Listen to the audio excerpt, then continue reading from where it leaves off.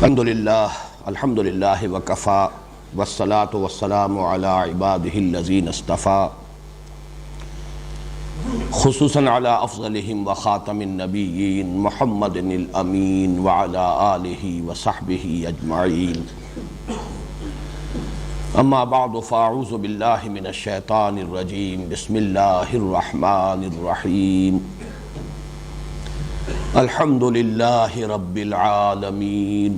الرحمن الرحیم مالک یوم الدین ایاک نعبد و ایاک نستعین اہدنا الصراط المستقیم صراط الذین انعمت علیہم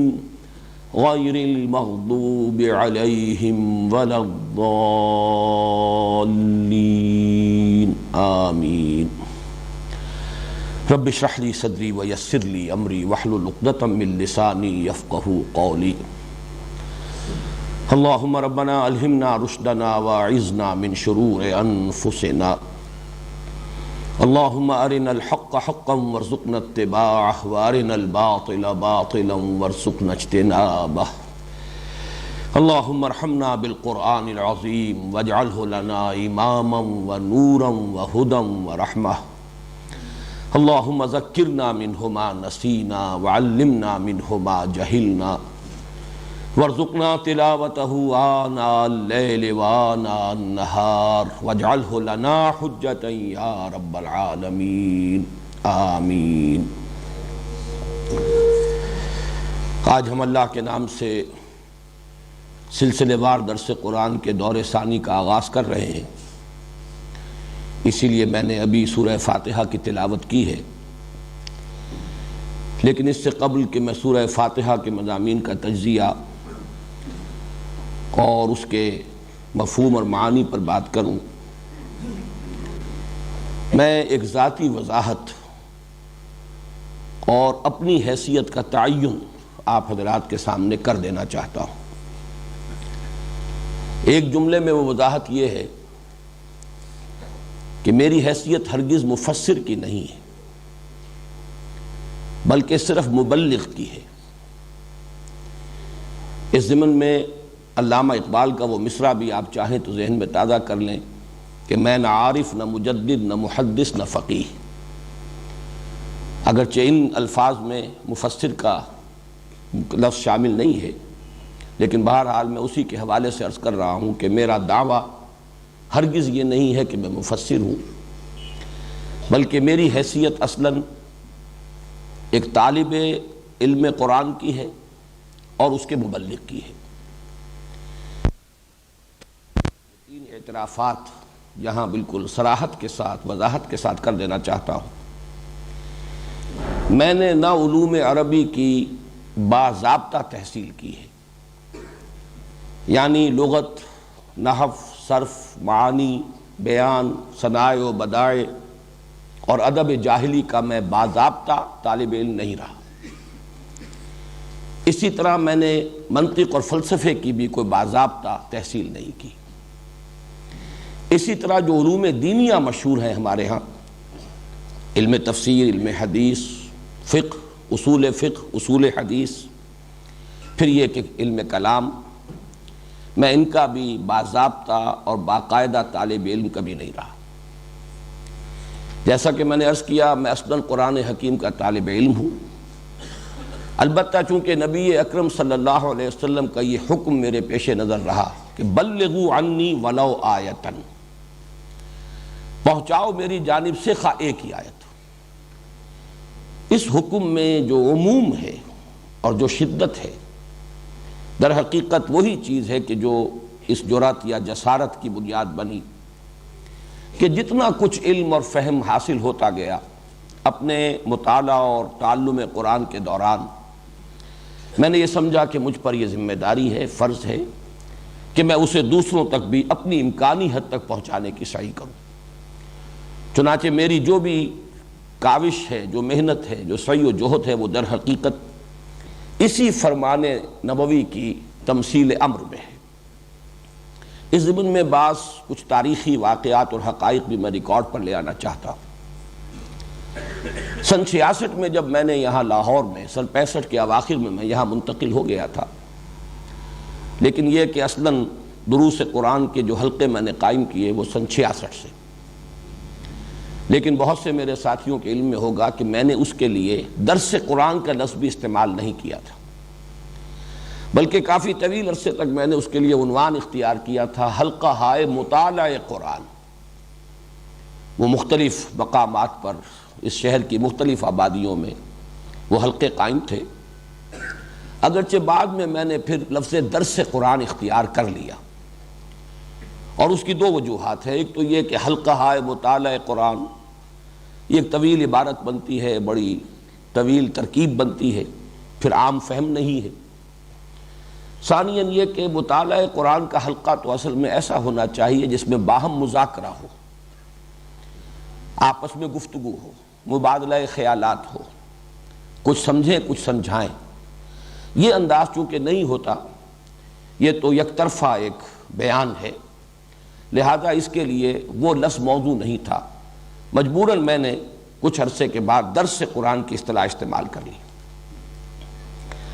اس کے علاوہ اس عرصے کے دوران بہت سے حضرات نے مجھ سے یہ نہ صرف سوال کیا کہ کیا آپ نے کوئی تفسیر لکھی ہے، بلکہ بہت اصرار کے ساتھ یہ فرمائش کی کہ آپ تفسیر ضرور لکھیے۔ جو بھی متاثر ہوا، جس نے بھی سمجھا کہ درس قرآن کا یہ اسلوب جو ہے یہ اس زمانے کے تقاضوں کو پورا کرتا ہے اور ذہنوں کو اس سے آسودگی اور اطمینان حاصل ہوتا ہے، تو خواہش ظاہر کی انہوں نے فطری طور پر کہ آپ تفسیر لکھیں۔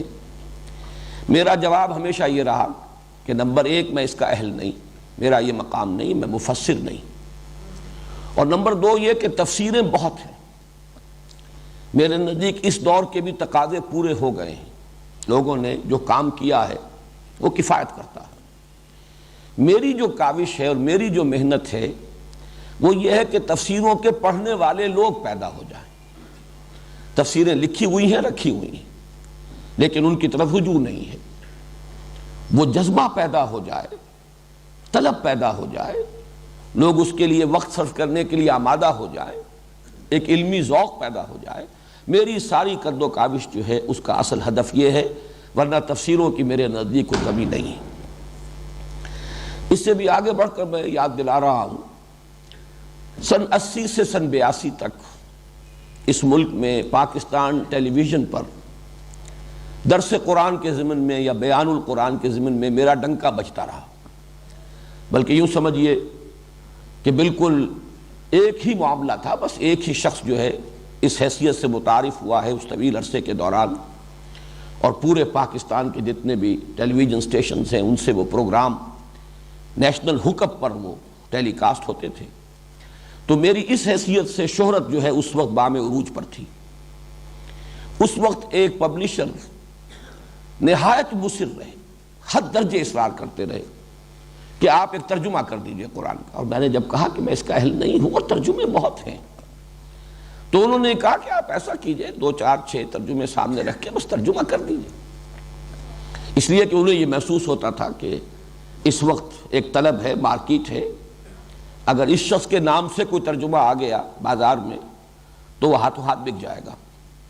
لیکن میرا جواب وہی رہا کہ ہرگز نہیں، نہ میں اپنا یہ مقام سمجھتا ہوں، بلکہ میں تراجم کے ضمن میں بھی بسا اوقات جو دوسرے مترجمین ہیں، شاہ عبد القادر، شاہ رفیع الدین، پھر جو اس دور میں اس صدی کے مترجمین ہیں، میں تو ان سے مدد لیتا ہوں۔ میں اتنی عربی زبان کی قابلیت کا دعویٰ نہیں رکھتا کہ جو غرائب قرآن ہیں، ایک تو ہے عام قرآن مجید کے الفاظ اور بالعموم جو ہے اصطلاحات اس کی جو بار بار آتی ہیں، اس کا تو الحمدللہ پورا فہم مجھے حاصل ہے، لیکن بہت سے مقامات آتے ہیں جہاں تحقیق کی ضرورت ہوتی ہے، تو اس مقام پر میں خود محتاج اپنے آپ کو پاتا ہوں کہ میں انہی مترجمین کے ترجموں سے مدد حاصل کرتا ہوں۔ اسی ضمن میں ایک بات اور بھی عرض کر دوں کہ میں نے جب قرآن اکیڈمی قائم کی، پھر قرآن کالج، جس کے سر پر یہ تاج جو ہے قرآن آڈیٹوریم کا رکھا گیا ہے،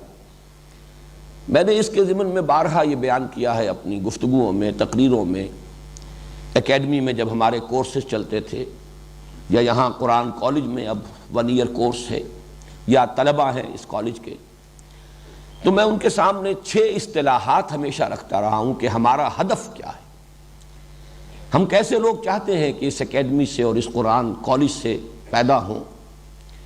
تو اس میں اوپر سے نیچے تک ایک بڑا سپیکٹرم ہے کہ ہمارا سب سے اونچا ہدف، اعلیٰ ہدف تو یہ ہے کہ تخلیق کی صلاحیت رکھنے والے، کریٹیو ورک، وہ یہاں سے پیدا ہو، جو ایک نیا علم وجود میں لا سکے، یا یوں کہیے کہ علم کو مسلمان کر سکے، ایک نئی علم نفسیات، ایک نیا علم اقتصادیات، ایک نیا فلسفہ، ایک نیا علم اخلاقیات۔ یہ جو سوشل سائنسز میں اور جو اس وقت کی ہماری اصل جو گمراہی کے میدان ہے نوع انسانی کے، اس میں نئے علوم کو پیدا کرنا، اس کے لیے کریٹیو صلاحیت اور کریٹیو جینیس کے لوگ درکار ہیں۔ اور ظاہر بات ہے کہ وہ شاذ ہوتے ہیں، لیکن یہ کہ ہمیں اپنے ہدف میں ٹاپ پر اسی کو رکھنا ہے، یہ ہمارا سب سے اونچا مقصد ہے۔ اس سے ذرا نیچے اتریے تو محقق، تحقیقی کام، ریسرچ ورک، یہ دوسرے درجے کی شے ہے۔ تخلیقی کام کا تعلق مستقبل سے ہوتا ہے، آئندہ کے لیے کوئی نئی شے پیدا کرنا، نئی شے بنانا، نئے راستے کھولنا۔ تحقیق کا کام ہوتا ہے ماضی سے متعلق، گہرائی میں آدمی اترے، مطالعہ کرے، لائبریریوں کو چھانے، اور یہ کہ ریسرچ ورک کرے، یہ دوسرے درجے کا کام ہے۔ تیسرے درجے کا کام، یہ میں مدرس، تدریس کا کام، جو علم ہے اسے پڑھانا، اور ظاہر بات اس کے لیے بھی بڑی مہارت چاہیے، نہ صرف تدریسی مہارت چاہیے، خود علم میں پختگی، رسوخ فی العلم نہ ہو تو آدمی پڑھا نہیں سکتا۔ واعظ کہہ سکتا ہے، عام تقریر کر سکتا ہے، لیکن کلاس روم ٹیچنگ جسے کہا جائے،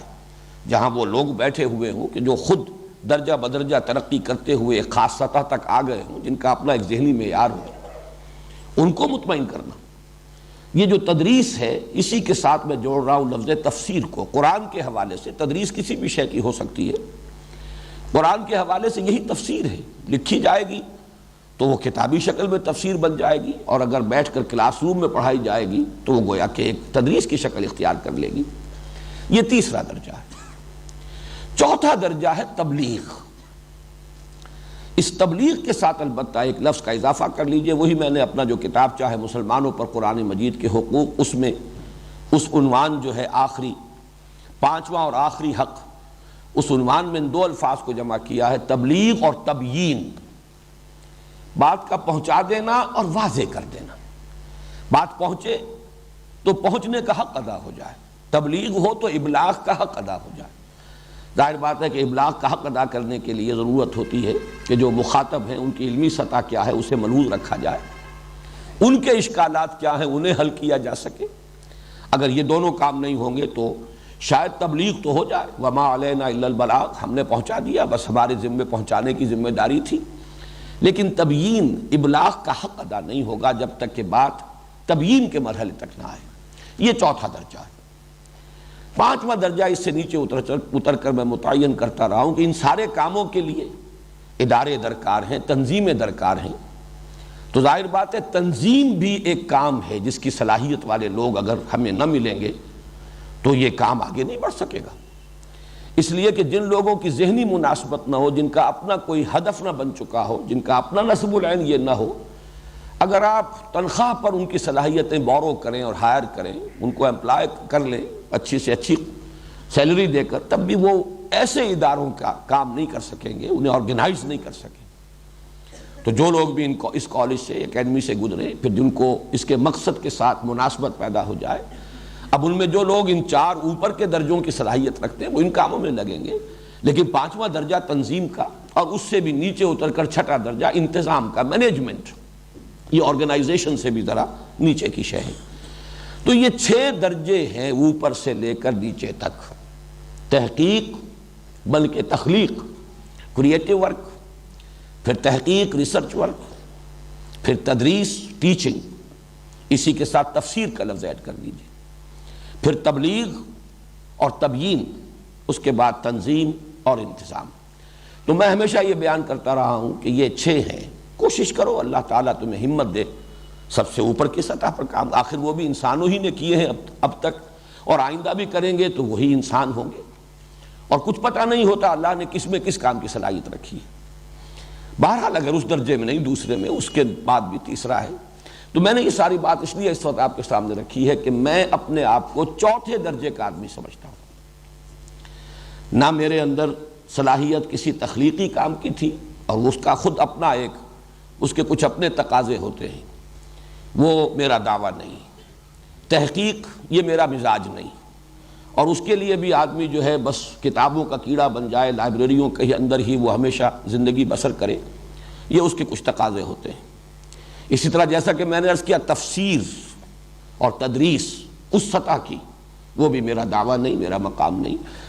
میں اپنے آپ کو اس چوتھے درجے کا آدمی سمجھتا ہوں، مبلغ، تبلیغ، البتہ اس کے ساتھ تبیین، وہ میں بعد میں عرض کروں گا۔ اس کے ضمن میں میرا کچھ خیال ہے کہ میں اس دور کی سطح پر تبیین کی صلاحیت اللہ نے مجھے عطا کی ہے، اس کا کسی درجے میں حق ادا کر رہا ہوں۔ یہ ساری باتیں جو میں نے اب تک عرض کی ہیں، انہیں تو کوئی شخص چاہے تو انکسار کا نام دے لے کہ میں انکساری اور تواضع کی وجہ سے یہ باتیں کہہ رہا ہوں، حالانکہ واقعہ یہ نہیں ہے، اظہار حقیقت ہے جس کے اعتراف میں مجھے کوئی باک نہیں۔ میں چاہتا ہوں کہ من آنم کے من دانم، یہ میں اس لیے ریکارڈ کرا رہا ہوں، باتیں بارہا کہی ہیں، لیکن اب یہ ہمارے درس قرآن کا مسلسل درس کا جو دور ثانی ہے، ریکارڈ ہو رہا ہے، تو یہ چیزیں جو لوگ بھی ابتدا ہی سے اس درس کو سنیں یا یہ کہ ویڈیو کے ذریعے سے دیکھیں بھی، آڈیو ویڈیو دونوں صلاحیتیں استعمال کریں، ان کے سامنے یہ باتیں آ جائیں۔ لیکن اب جو میں کہہ رہا ہوں ہو سکتا ہے اسے کچھ حضرات تعلی اور عجب پر محمول کریں، اس میں سمجھیں کہ شاید کوئی تکبر کی بات ہے، حالانکہ وہ بھی میرے نزدیک تو اصلاً اظہار حقیقت ہے، اور در حقیقت یہ بھی قرآن مجید کے ایک حکم پر امتثال امر ہے۔ وَأَمَّا بِنِعْمَةِ رَبِّكَ فَحَدِّثْ، مجھ پر اللہ تعالیٰ کے انعام ہوئے ہیں، مجھے ان کا ادراک ہے، شعور ہے، اعتراف ہے، اور میں اسی کی مناسبت سے اللہ تعالیٰ کا شکر ادا کرتا ہوں، اس لیے کہ شکر کے لیے تو پہلا درجہ ہے یہ امام راغب نے جو شکر کے 3 درجے قائم کیے ہیں، تو سب سے پہلے شکر بالقلب ہے، ادراک ہو، شعور ہو کہ کتنا بڑا انعام ہوا ہے، کتنا بڑا احسان ہوا ہے، کتنی بڑی نعمت کسی نے دی ہے۔ اگر اس کا شعور ہی نہیں، ادراک ہی نہیں، تو اس کا پروپورشنیٹ شکر قلب کی گہرائیوں سے نکلے گا ہی نہیں۔ پھر ہے شکر باللسان، پھر شکر بالجوارح۔ بہرحال اس وقت یہ چیزیں آ جائیں گی انشاءاللہ، اگلے ہی درس میں یہ شکر کی بحث آنے والی ہے۔ تو شکر در حقیقت ادراک اور اعتراف کے متناسب اور پروپورشنیٹ ہوتا ہے۔ تو اما بنعمت ربک فحدث، جو بھی انعام ہوا ہے میرے پروردگار کا مجھ پر، میں اس کا بھی تذکرہ کر رہا ہوں اسی حکم کے امتثال امر میں، اور وہ یہ ہے کہ جو بھی فہم قرآن مجھے حاصل ہوا ہے، میں لفظ علم سے بھی کترا کر فہم کا لفظ استعمال کر رہا ہوں، بہرحال چاہیں تو آپ اس کو ایک اصطلاح کی حیثیت سے جمع کر لیجئے، علم و فہم قرآن حکیم کا جو بھی مجھے حاصل ہوا ہے، اس میں بحمد اللہ 4 چشموں سے،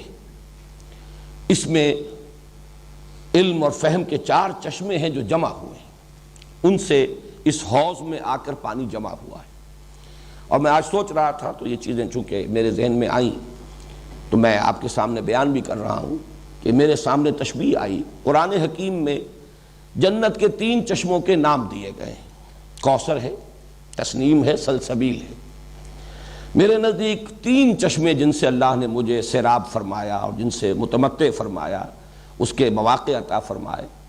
کوثر و تسنیم و سلسبیل کی ساتھ اس کی ایک مشابہت ہے، علم قرآن سے بڑی دولت اور کوئی ہے نہیں۔ اور چوتھے چشمے کو میں العروۃ الوثقی سے تعبیر کرتا ہوں، میں اس کی وضاحت ابھی کر دوں گا۔ اس اعتبار سے میرے فہم قرآن میں جو جامعیت پیدا ہوئی ہے، میں تفصیل کے ساتھ تو اپنے اس فہم قرآن کے ان 4 گوشوں کو یا اپنے فکر قرآنی کی 4 سورسز کو، یا میں نے یہ لفظ استعمال کیا ہے اپنے اس کتاب میں دعوت رجوع القرآن کا منظر اور پس منظر، یہ ڈائمنشنز ہیں، میری سوچ، میرے فکر، میرے فہم کی 4 ڈائمنشنز ہیں، تو میں تفصیل سے لکھ چکا ہوں اس کتاب کے اندر، ان سب کی وضاحت کے ساتھ میں بیان کر چکا ہوں کہ کس گوشے سے مجھے کیا کچھ حاصل ہوا ہے۔ پھر چونکہ کتابوں کے پڑھنے کا اتنا رواج رہا نہیں ہے آج کل، اور اب اختصار کے ساتھ یہ باتیں جب میں ریکارڈ کرا رہا ہوں تو یہ باتیں بھی میں آپ کے سامنے بیان کر رہا ہوں، تفصیل جن کو درکار ہو وہ میری اس کتاب کا مطالعہ کریں۔ یہ چار گوشے یا چار ڈائمنشنز یا چار سوتے یا چار چشمے جو جمع ہوئے ہیں میرے ہاں، ان میں سے سب سے پہلا ہے جس کے لیے عنوان ہے حرکت اور جہاد، تحریک، حرکت، انقلابی جذبہ، دعوت اور دعوت سے آگے بڑھ کر انقلاب۔ اس کے لیے میرے سورسز، اور یہ ذرا نوٹ کر لیجئے، یہ میری اپنی صنعت لفظی نہیں ہے، میں کوئی ادیب آدمی نہیں ہوں، لیکن یہ کہ یہ اللہ تعالیٰ کی طرف سے ہے کہ یہ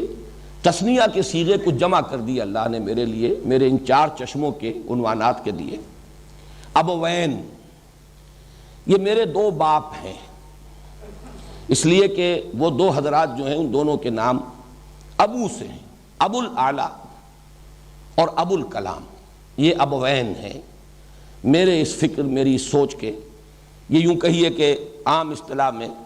پیر اور پھر دادا پیر، یہ ہمارے ہاں اصطلاحات استعمال ہوتی ہیں۔ میرے فہم قرآن کے اندر سب سے بڑا حصہ اسی کا ہے۔ سب سے بڑا اس لیے کہہ رہا ہوں کہ میری زندگی جس رخ پر بھی اب تک گزری ہے، اور اب تو اصل تو گزر ہی چکی ہے، اب تو یوں سمجھیے کہ بہت تھوڑا سا حصہ باقی ہے، والعصر والی بات ہے، دن گزر چکا، یہ تو عصر کا وقت ہے۔ اس اعتبار سے جس کام میں میری زندگی گزری ہے اس میں میری دلچسپیوں میں اور میرے وقت اور میری صلاحیت کے صرف میں سب سے بڑا اثر جو ہے وہ انہی دو حضرات کا ہے۔ ظاہر بات ہے ان میں اولین جو تعلق قائم ہوا وہ مولانا مودودی سے، ابو الاعلیٰ مودودی۔ البتہ یہ کہ یہ بات مجھ پر ابتدا ہی میں منکشف ہو گئی تھی کہ اس کا نقطہ آغاز در حقیقت مولانا ابو الکلام آزاد ہے۔ میں اس اعتبار سے کہہ رہا ہوں کہ سب سے زیادہ مجھ پر اسی کی چھاپ ہے کہ وہ حرکت اور جہاد ابو الکلام نے حزب اللہ بنائی تھی 1913 میں، مولانا مودودی نے جماعت اسلامی کی تاسیس کی 1941 میں۔ دونوں کے ہدف ایک ہی مقصد، اور میں نے بھی پھر الحمدللہ کہ اگرچہ میں جماعت اسلامی سے مایوس ہوا کہ وہ سیاست کی بھول بھلیوں میں گم ہو گئی ہے، اس اصل مقصد کو ترک کر چکی ہے، لیکن بہرحال میں نے اسی تسلسل کو برقرار رکھنے کے لیے تنظیم اسلامی قائم کی، بلکہ بعض اعتبارات سے میں مولانا ابو الکلام سے زیادہ قریب ہو گیا، بہی معنی کہ ہم نے تنظیم اسلامی کے لیے بھی بیعت کی اساس کو اختیار کیا۔ مولانا مودودی نے ایک خاص وقت کے تقاضوں سے شاید زیادہ متاثر ہو کر ایک دستوری اور آئینی تنظیم بنائی۔ مولانا آزاد نے 1913 میں بیعت کی بنیاد پر حزب اللہ قائم کی تھی، گویا کہ جو اصل ہے اس کی بنیاد، اس کی طرف بھی رجوع کرنے کی اللہ نے توفیق دی۔ ایک اور اعتبار سے بھی مجھے اب مولانا ابو الکلام آزاد سے کچھ زیادہ نسبت قائم ہو رہی ہے کہ وہ بھی ایک طوفان کے مانند جب اٹھے تھے تو تحریک خلافت کے عنوان سے اٹھے تھے۔ شروع میں رجوع الی القرآن، امر بالمعروف نہی عن المنکر، جہاد، یہ تصورات بھی تھے،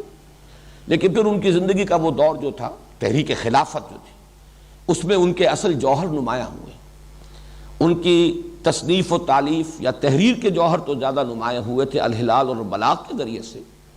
لیکن ان کی خطابت کی صلاحیت اور ان کے اندر جو جوش عمل بھرا ہوا تھا وہ تحریک خلافت میں ظاہر ہوا۔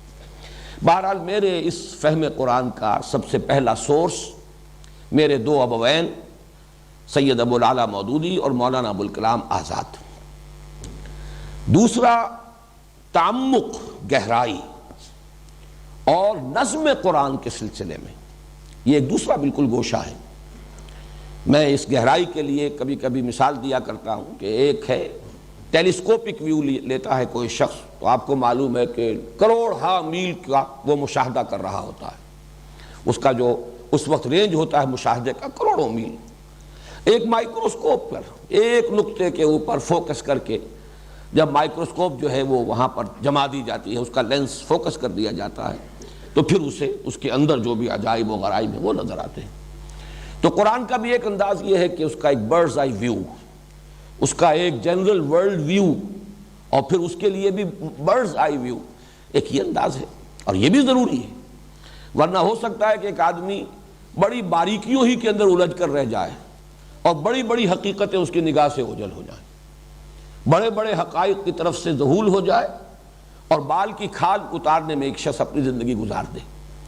تو الحمدللہ کہ جہاں پہلی سورس میں وہ ایک وسعت ہے، وسعت اور حرکت، یہ دوسری سورس تعمق، گہرائی، فوکس کرنا اور اسی میں پھر نظم قرآن کے جو بہت سے پہلو ہیں وہ نمایاں ہوئے ہیں۔ یہاں بھی ہی این، یہ لفظ میں خود وضع کر رہا ہوں اس لیے کہ مولانا اصلاحی اور مولانا فراحی یہ دو اسی نام کی مشابہت سے، جیسے ابو کے مناسبت سے میں نے ابوین کہا ہے، تو یہ ہی این یہ میری دوسری سورس ہے، نظم قرآن، اور اس کے اعتبار سے قرآن مجید کے علم و فہم کی جو ڈائمنشن ہے جو سامنے آتی ہے۔ تیسرا ہے فکر جدید کے حوالے سے، اور فکر جدید کے حوالے سے دو کام ہیں جو اصل میں کرنے کے ہیں، اور ان میں جو بھی مجھے حاصل ہوا ہے وہ بھی دو شخصیتوں کا میں ابھی نام لوں گا، وہ دکترین ہیں، میں عربی تلفظ استعمال کر رہا ہوں، دکترین، دو ڈاکٹرز ہیں، لیکن یہ کہ وہ فکر جدید کے حوالے سے کرنے کا کام کیا ہے؟ ایک تو یہ کہ قرآن کی روشنی میں فکر جدید کا تجزیہ، اس میں کیا صحیح ہے کیا غلط ہے، اس لیے کہ اس کو ٹوٹل ریجیکٹ کر دینا بھی یہ بھی محرومی ہے، اس لیے کہ اس میں یقیناً بہت سے موتی موجود ہیں، انسانی فکر کا ارتقاء ہوا ہے، انسانی علم کا ارتقاء ہوا ہے، جہاں سائنٹیفک ارتقاء ہوا ہے وہاں سوشل ایولیوشن کا پروسیس بھی جاری رہا ہے۔ ان چیزوں کو جب تک انکارپوریٹ نہیں کیا جائے گا اس وقت جس فکر کی ہم بنیاد ڈال رہے ہیں تو محرومی ہوگی، وہ ایسے ہی ہوگا جیسے کہ وقت کے تقاضے کو پورا کرنے سے قاصر رہے گا۔ اس اعتبار سے قرآن کی روشنی میں فکر جدید کا تجزیہ کہ اس میں صحیح کیا ہے غلط کیا ہے، حق کتنا ہے باطل کتنا ہے، اور پھر فکر جدید میں جو صحیح ہو حصہ اسے اس فہم قرآن میں انکارپوریٹ کرنا، شامل کرنا، ورنہ یہ کہ اس دور کی تبلیغ کا حق ادا نہیں، تبیین کا حق ادا نہیں ہو سکتا۔ صرف تبلیغ تو ہو جائے گی جیسا کہ میں نے پہلے عرض کیا تھا، اور آدمی یہ سمجھ لے گا ما علینا الا البلاغ، ہمارے ذمے تو بس پہنچانے کی ذمہ داری تھی، لیکن اگر آپ فکر جدید کا جو حصہ صحیح ہے اگر اس کو انکارپوریٹ نہیں کریں گے اپنے اس فہم قرآن میں تو پھر اس دور میں تبیین قرآن کا حق ادا نہیں ہوگا۔ ان دونوں پہلوؤں سے ڈاکٹر رفیع الدین اور ڈاکٹر اقبال، یہ دونوں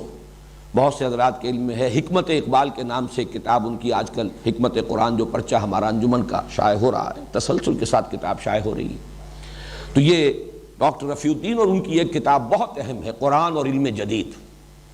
لیکن یہ کہ یہ ساری چیزیں در حقیقت ڈاکٹر رفیع الدین کا بھی کہنا یہ ہے کہ اصل میں علامہ اقبال سے ماخوذ ہے، تو یہ ڈاکٹرین جو ہے یہ میری تیسری سورس ہے۔ چوتھی سورس بھی کہہ لیجئے، لیکن یہ کہ میں ان تین کے لیے جو اب تک میں نے بیان کیے ہیں، میں نے چشموں کی تشبیہ اختیار کی ہے، کوثر و تسنیم و سلسبیل، لیکن چوتھے کو میں العروۃ الوثقی کہہ رہا ہوں۔ العروۃ الوثقی، عروہ کہتے ہیں کنڈے کو، وثقی بہت مضبوط کنڈا، جس کو آدمی تھام لے تو گویا کہ اسے سہارا مل گیا اور اس کے لیے تحفظ ہے، بچاؤ ہے، کہیں آدمی پھسلنے کا اندیشہ ہے تو کسی چیز پر ہاتھ ڈال لیتا ہے، کہیں گر رہا تھا اگر اونچائی سے درمیان میں کوئی کنڈا ہاتھ میں آ گیا اس کو پکڑ لیا، اسے لٹکا ہوا ہے تو اب اس کنڈے ہی میں اس کی جان ہے، اس لیے کہ یہ کنڈا اگر اپنی جگہ سے نکل گیا تو بھی نیچے گر جائے گا، اور اگر کنڈا چھوٹ گیا ہاتھ سے تب بھی وہ برباد ہو جائے گا۔ تو العروۃ الوثقی یہ قرآن مجید کی اصطلاح ہے، فقد استمسک بالعروۃ الوثقی۔ تو یہ چوتھی سورس جو ہے یہ محض سورس نہیں ہے بلکہ میرے لیے حفاظت اور تحفظ اور بچاؤ کا بہت بڑا ذریعہ العروۃ الوثقی رہا ہے۔ اور یہ کیا ہے؟ اس میں ایک ہے تمسک بالاسلاف، ایک تسلسل ہے امت کا، 1400 برس یہ امت کی تاریخ ہے، اس میں بڑی روشنی ہے، اس میں ہمارے اسلاف کے بڑے کارنامے ہیں، پھر اس میں جو تسلسل ہے اور اس تسلسل کے ساتھ جن چیزوں پر اجماع ہو گیا ہے ان کے ساتھ جڑے رہنا، یہ انسان کی عافیت کے لیے، انسان کی حفاظت کے لیے بہت ضروری ہے۔ بسا اوقات ذہین آدمی کے ذہن میں کوئی ایک لہر جو ہے کبھی اٹھتی ہے، اور انسان کو چونکہ اپنے کسی خیال سے، جیسے اپنی تخلیق سے اسے بہت محبت ہوتی ہے، اپنی اولاد سے محبت ہوتی ہے، اسی طرح اپنے کسی نئے خیال سے انسان کو محبت ہوتی ہے، لیکن اس نئے خیال کی رو میں آدمی بہہ کر نکل جائے تو ہو سکتا ہے کہ دور چلا جائے، اس کے لیے ضروری ہے کہ کسی کنڈے پر اس کا ہاتھ ہو، ادھر ادھر ہاتھ مارے، ایک ہاتھ سے کنڈا پکڑا ہوا ہو، دوسری طرف سے ہاتھ مارے، جہاں جہاں تک رسائی ہو، جو حاصل کر سکتا ہو لے، لیکن وہ کنڈا نہیں چھٹنا چاہیے۔ وہ کنڈا چھٹ گیا تو پتہ نہیں کوئی لہر اسے کہاں لے جائے گی، جیسے کہ قرآن مجید میں سورہ حج میں تمثیل آئی ہے کہ تہوی بہ الریح فی مکان سحیق، پھر یہ کہ ہوا یا یہ کہ کوئی شکاری پرندے اڑا کر لے جائیں گے، تخطفہ الطیر اور تہوی بہ الریح فی مکان سحیق، یا ہوا کا کوئی جھونکا، یا یہ کہ جس جہاز کا لنگر نہ رہا ہو اسے کوئی لہر جو ہے لے جائے گی اور کسی طرف بھی اس کو چلا دے گی۔ تو یہ العروۃ الوثقیٰ، یہ میرے دو شیخین ہیں۔ اب یہ دیکھیے، یہ بھی صنعت لفظی ہے اگرچہ، لیکن میری نہیں ہے، ایجاد بندہ نہیں ہے۔ شیخ الاسلام مولانا شبیر احمد عثمانی رحمہ اللہ، پاکستان کے پہلے اور آخری شیخ الاسلام، اور ان کے استاد شیخ الہند رحمہ اللہ، جنہیں کہ میں 14ویں صدی کا سب سے بڑا مجدد سمجھتا ہوں، 14ویں صدی ہجری کا۔ یہ شیخین ہیں، شیخ الہند کا ترجمہ اور علامہ شبیر احمد عثمانی شیخ الاسلام، ان کے حواشی، تقریباً 5 پارے کے حواشی بھی حضرت شیخ الہند کے ہیں، بقیہ 25 پاروں کے حواشی وہ ہیں شیخ الاسلام علامہ شبیر احمد عثمانی رحمۃ اللہ علیہ۔ یہ میرے لیے العروۃ الوثقیٰ ہے۔ اس میں تمسک بالاسلاف کے ساتھ ایک اور چیز ایڈ کر لیجئے، اور وہ ہے تصوف۔ دین کی کچھ باطنی حقیقتیں ہیں، کچھ قلبی کیفیات ہیں جو مطلوب ہیں۔ ایک دین کا ظاہر ہے، وہ بھی اپنی جگہ بڑا اہم ہے، بہت ضروری ہے۔ جیسے عبادت کے 2 جز ابھی سورہ فاتحہ میں انشاءاللہ اگلے ہفتے یہ زیر بحث آئیں گی باتیں۔ عبادت کے 2 جز ہیں، ایک اس کا جسد ظاہری ہے، وہ ہے اطاعت، اللہ کی کلی اطاعت۔ ایک اس کی روح باطنی ہے، وہ ہے محبت۔ اب یہ محبت کچھ اور شے ہے۔ اطاعت مجبوراً بھی ہو جاتی ہے، مارے باندھے کو بھی ہو جاتی ہے، لیکن محبت ایک اور ہی شے ہے۔ جب تک کہ کسی کو اس کا تجربہ نہ ہو، اس کی کیفیت کو کوئی انسان بیان نہیں کر سکتا۔ چوں معاملہ نہ دارت سخن آشنا نہ باشد۔ تو یہ جو باطنی حقیقت ہے اور یہ جو چاشنی ہے ان دین کے اس پہلو کی، اس کے لیے ہمارے ہاں چونکہ متداول اصطلاح چلی آ رہی ہے، اگرچہ وہ قرآن کی نہیں ہے، حدیث کی نہیں ہے، لفظ تصوف۔ تو تمسک بالاسلاف اور تصوف، یہ جو بھی کچھ میرے ہاں اگر ہے، میرے فہم میں، میرے فکر میں، میری سوچ میں، میرے دروس میں، ان حقائق کا اگر کوئی بیان ہے تو اس کے ضمن میں میری سورس یہ شیخین ہیں، شیخ الاسلام مولانا شبیر احمد عثمانی رحمہ اللہ اور شیخ الہند حضرت مولانا محمود حسن دیوبندی رحمۃ اللہ علیہ۔ ان چاروں کو اعتبار سے اور ان چاروں گوشوں سے جو کچھ مجھے حاصل ہوا ہے، اس کی بنا پر اب اسے دعویٰ کہہ لیں، تعلی کہہ لیں، جو چاہیں کہہ لیں، میں یہ محسوس کرتا ہوں، مجھے اس کا ادراک ہے، شعور ہے، اور میں بے باکی کے ساتھ یہ بات آپ کے سامنے کہہ رہا ہوں کہ الحمدللہ کہ ایک جامعیت کبریٰ ہے جو اللہ تعالیٰ نے میرے فہم کے اندر عطا فرمائی ہے، اور یہی وہ شے ہے جو سب سے زیادہ اس دور میں ضروری ہے، اس لیے کہ مختلف پہلوؤں سے کوششیں لوگوں نے کی ہیں، لیکن ان کو جمع کرنا، ان کی جامعیت، یہ اگر نہیں ہوگی تو جو اصل تقاضا ہے اس دور میں تبلیغ و تبیین قرآن کا، وہ پورا نہیں ہوگا۔ البتہ یہاں ایک وضاحت میں کرنا چاہتا ہوں، اس لیے کہ کچھ عرصہ ہوا ایک کتاب بھی چھپی ہے میری مجھ پر تنقید کے ضمن میں یا میری مخالفت کے لیے۔ ان کے مصنف نے ایک بہت بڑی زیادتی، بلکہ یہ کہ بڑی خیانت کا ارتکاب کیا میرے بارے میں۔ میں نے چونکہ ان چاروں سورسز کو ہمیشہ بیان کیا ہے، اور یہ بھی میں سمجھتا ہوں کہ شکر ہی کا تقاضا ہے۔ حضور نے فرمایا ہے من لم یشکر الناس لا یشکر اللہ، جو شخص انسانوں کا شکر ادا نہیں کرے گا وہ کبھی اللہ کا شکر بھی ادا نہیں کرے گا، کر سکتا ہی نہیں۔ اگر اس میں مادہ ہی نہیں شکر کا اور تشکر کا تو وہ سوتے خشک ہے، تو نہ بندوں کے حق میں کبھی شکر اس کے قلب سے ابھرے گا اور زبان سے ادا ہوگا، نہ اللہ کے لیے۔ اللہ کے لیے کر بھی رہا ہوگا تو ایک رسم ہے جو ادا ہو رہی ہے، شکر کا وہ اصل جذبہ جو ہے قلب کی گہرائیوں سے وہ چشمہ نہیں پھوٹے گا۔ اس لیے میں ان تمام حضرات کا جن کا ذکر میں نے کیا ہے، یہ میرا ایک تشکر بھی ہے کہ میں تسلیم کروں کہ مجھے ان سے فائدہ حاصل ہوا ہے، میں نے استفادہ کیا ہے، لیکن اس کے یہ معنی نہیں ہے کہ میں ان میں سے ہر شخص کی ہر بات کو مقلدانہ انداز میں تسلیم کرتا ہوں۔ یہ بات اگر کسی نے سمجھی تو غلط سمجھی۔ مجھے بہت سی باتوں سے اختلاف ہے۔ مولانا اصلاحی صاحب نے جب حد رجم کے بارے میں ایک رائے ظاہر کی، میں نے شدت کے ساتھ اختلاف کیا، شدید اختلاف کیا، یہ اپنی جگہ پر ہے۔ تو بہت سے معاملات میں ڈاکٹر رفیع الدین صاحب سے اختلاف ہے، یہاں تک کہ علامہ اقبال کے لیکچرز میں نے سن 67 میں جو مضمون لکھا تھا اسلام کی نشت ثانیہ کرنے کا اصل کام کے نام سے، جو ہماری اس انجمن اور اکیڈمی اس کے گویا کہ مینیفیسٹو کی حیثیت رکھتا ہے، اس میں نے برملا کہا ہے کہ علامہ اقبال کے لیکچرز کو اگرچہ میں اس دور میں جو علم کلام ہمیں درکار ہے اس کا صحیح نقطۂ آغاز میں اسی کو سمجھتا ہوں.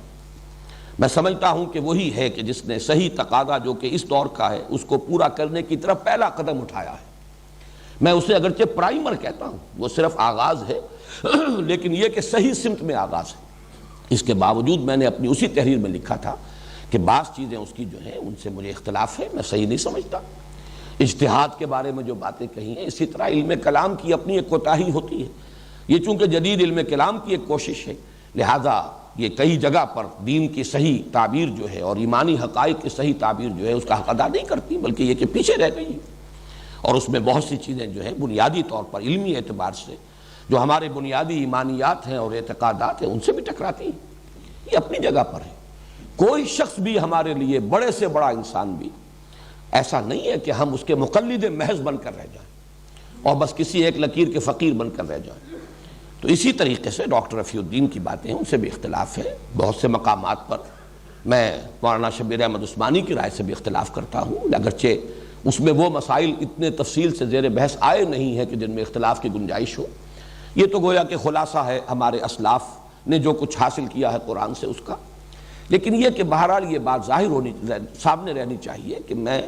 ان سب کو اگر اپنا سورس معین کر رہا ہوں تو اس کا مطلب یہ نہیں ہے کہ ان کی ہر بات کی میں تصویب کر رہا ہوں اور ان کی ہر بات میری طرف منسوب کی جا سکتی ہے. ایک کتاب جس کا میں حوالہ دے رہا ہوں ابھی، وہ لکھی گئی ہے اور اس میں وہ ساری چیزیں جو ہیں میرے سر تھوپ دی گئی، حتیٰ کہ مولانا اصلاحی صاحب کا جو رجم کا معاملہ وہ بھی میرے سر تھوپ دیا گیا. چونکہ اس نے مانا ہے کہ وہ میری سورس ہے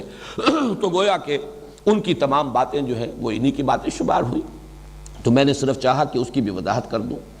کہ میں نے استفادہ کیا ہے، لیکن یہ استفادہ اس طرح نہیں ہے کہ آنکھیں بند کر کے اور اندھے بہرے ہو کر استفادہ کیا اور تقلید عامہ کا استفادہ نہیں ہے. میں نے وہاں سے چیزیں لی ہیں اور یہ بھی ہے الحمدللہ کہ اگرچہ ان میں سے بعض حضرات کے ساتھ حسن ظن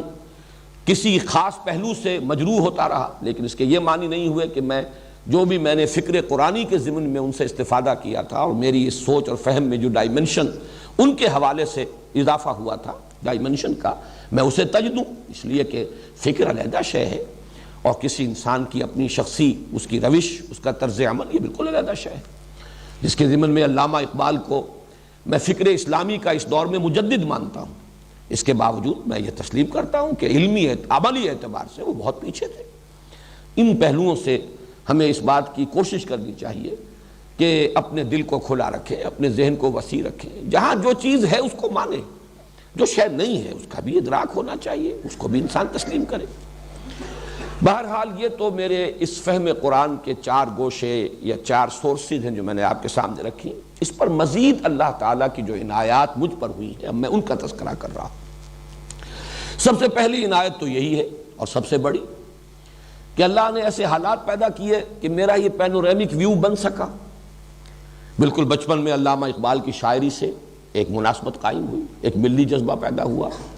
پھر مولانا مودودی کی تصانیف سے، یوں سمجھیے کہ اپنے ہائی اسکول کے آخری دور ہی سے مولانا ابوالکلام آزاد کی بھی بعض تحریریں اسی وقت میرے علم میں آ چکی تھی. مقالات ابوالکلام ان کا میں نے مطالعہ کیا ہے اپنے ہائی اسکول کے دوران.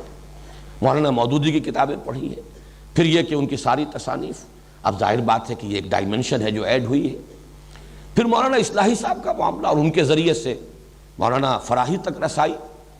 یہ اگر اس کا موقع نہ ہوتا، جماعت اسلامی میں بہت سے لوگ ہیں جنہیں مولانا اصلاحی صاحب کی تحریریں بڑی روکھی پھیکی نظر آتی تھی. مولانا مودودی کا انداز بہت ایک سلیس انداز، بات کو کھولنا اور جدید تعلیم یافتہ لوگوں کی ذہنی سطح کے قریب آ کر بات کرنا، اس میں جو ہے وہ ایک سلاست ہے، بہت ہی سادگی ہے، وہ خود ایک طرز انشاء کے موجد ہے.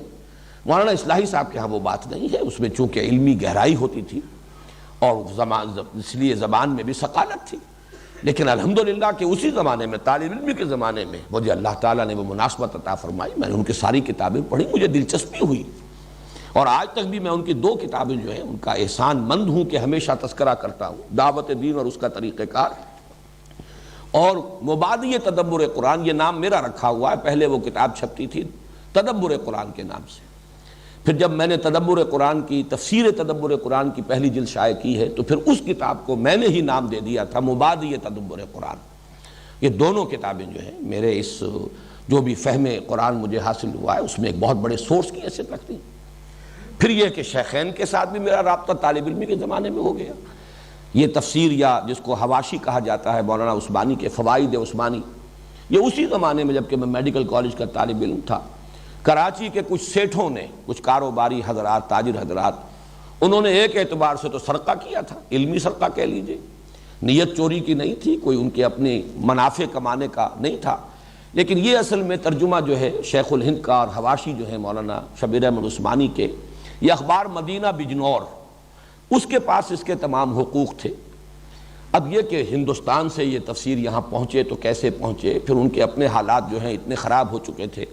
معیار طباعت کو بھی ہندوستان کے حالات جو ہو گئے مسلمانوں کے پارٹیشن کے وقت اور اس کے فوراً بعد، تو کوئی آسان کام نہیں تھا، تو پھر کچھ تاجروں نے ان کی اجازت لیے بغیر، اس معنی میں وہ سرقہ تھا، ان کی اجازت لیے بغیر اس تفسیر کی بڑی اعلیٰ کتابت کروائی اور اسے ہانگ کانگ سے طبع کرایا، بہت موٹے کاغذ پر بہت عمدہ طباعت کے ساتھ یہ آئی، اور انہوں نے اسے مفت تقسیم کیا تھا،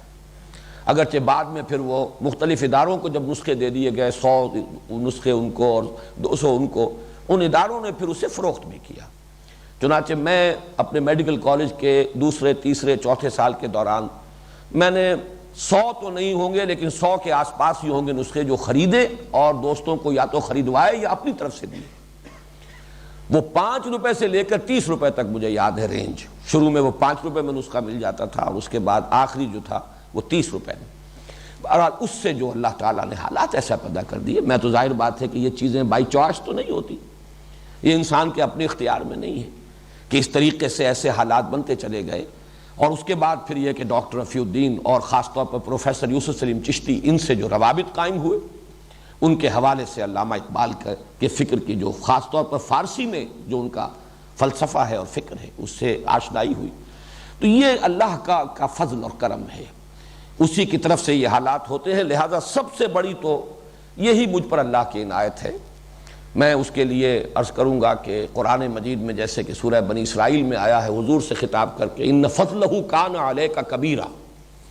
اے نبی آپ پر اللہ کا بہت بڑا فضل ہوا ہے۔ تو اس کا ایک عکس، چاہے وہ ادنا عکس ہے، میں سمجھتا ہوں کہ مجھ پر بھی اللہ تعالیٰ کا یہ کرم ہوا ہے کہ یہ کیفیات اور حالات ایسے ہو گئے کہ میں ان تمام گوشوں سے واقف ہوا۔ مزید جو اس پر ہے وہ اللہ نے جو میرا مزاج بنایا ہے، یہ بھی اسی کی عطا ہے، اسی کے دین ہے، اس میں انسان خود اپنے مزاج کا بنانے والا نہیں ہے۔ اس میں 2 چیزیں جو ہیں، یہ بات میں شاید آج پہلی مرتبہ اتنی وضاحت سے عرض کر رہا ہوں کہ یہ بھی اس میں ایڈ ہو جائے، کہ ایک ذہن مجھے منطقی عطا کیا۔ میں نے منطق کبھی پڑھی نہیں ہے، لیکن منطق کا پڑھنا اور اس کو یاد کر لینا اور ہے، اور ذہن کا منطقی ہونا از خود یہ اور شے۔ اللہ نے مجھے منطقی ذہن عطا کیا، اور نمبر 2 فلسفیانہ مزاج عطا کیا۔ میں فلسفے کا بھی باضابطہ طالب علم کبھی نہیں رہا، لیکن ایک ذوق ہوتا ہے، ایک مزاج ہوتا ہے۔ میں ذرا اس کا ایک مزید وضاحت کر دوں۔ منطق اصل میں نام ہے تحلیل اور تجزیے کا، اگرچہ استقرائی منطق بھی، یہ بھی منطق ہی کی ایک شاخ شمار ہوتی ہے، لیکن اصل منطق جو ہے جس کا کہ یوں سمجھیے کہ سکہ رواں رہا اور دور دورہ رہا، وہ تو استخراجی منطق ہے۔ میں آج سے یہ طے کی گفتگو بس اب اختتام کو پہنچ رہی ہے، تو میں عرض کر رہا تھا کہ اللہ تعالیٰ کی دین، اس کی عطا، اس کا جو فضل مجھ پر ہوا ہے کہ ذہن منطقی اور مزاج فلسفیانہ۔ مراد کیا ہے؟ منطق در حقیقت نام ہے تجزیے کا اور تحلیل کا، کسی چیز کا تجزیہ کر کے، اس کی تحلیل کر کے اس کے اجزاء کو سمجھنا، اور فلسفیانہ ذہن مزاج نام ہے اس کا کہ چیزوں کو جمع کر کے ایک حقیقت کلی کا ادراک کرنے کی کوشش کرنا۔ فلسفہ نام ہی اس کا ہے۔ سائنس کے مقابلے میں جب فلسفہ ہم بولتے ہیں، ایک طبیعیات اور ایک ما بعد الطبیعیات، ما بعد الطبیعیات در حقیقت اس کائنات کے کلی حقائق سے بحث کرتی ہے۔ وجود کیا ہے، اس کا آغاز کیا ہے، اس کا اختتام کیا ہے، زندگی کیا ہے، انسان کیا ہے، خیر کیا ہے، شر کیا ہے۔ تو یہ در حقیقت ایک ورلڈ ویو، ایک جامع تصور جو ہے وہ آدمی مرتب کرتا ہے۔ تو جہاں منطق جو ہے وہ تحلیل اور تجزیے کا نام ہے، وہاں فلسفے میں تالیف اور جمع و تالیف، جمع کرنا اور اس سے ایک ورلڈ ویو بنانے کی کوشش کرنا۔ تو یہ مزاج میرا ہے، اگرچہ نہ میں منطق کا طالب علم رہا اور نہ فلسفے کا طالب علم رہا، لیکن یہ اللہ کی دین ہے۔ تو وہ 4 سورسز سے جو کچھ مجھے حاصل ہوا ہے، معاملہ صرف یہ نہیں ہے کہ میں صرف اسے نقل کر رہا ہوں، صرف اسے بیان کر رہا ہوں، میں نے اس میں جمع و تالیف کی ہے، میں نے ان گوشوں کو جمع کیا ہے، آپس میں ان کو انٹر کنیکٹ کیا ہے، ان میں ربط قائم کیا ہے۔ یہ اللہ تعالیٰ کا فضل ہے، اور یہی وجہ ہے کہ جو قبول عام حاصل ہوا ہے، درس قرآن جس درجے یہاں مقبول رہا، اتوار کی صبح کا جو درس ہوتا تھا، جبکہ اتوار کی چھٹی ہوتی تھی، وہ درس جو ہے شاید اس طرح کا درس پوری دنیا میں اس زمانے میں کہیں نہ رہا ہو، اس کے چرچے ہوئے ہیں، اس کا شہرہ ہوا ہے۔ پھر یہ کہ جس طریقے سے آج کیسٹس جو ہیں وہ مقبول ہیں، اور لاکھوں کی تعداد میں کونے کونے میں جہاں بھی کوئی اردو بولنے والے لوگ ہیں، سمجھنے والے لوگ ہیں، وہ کیسٹ پہنچ چکے ہیں۔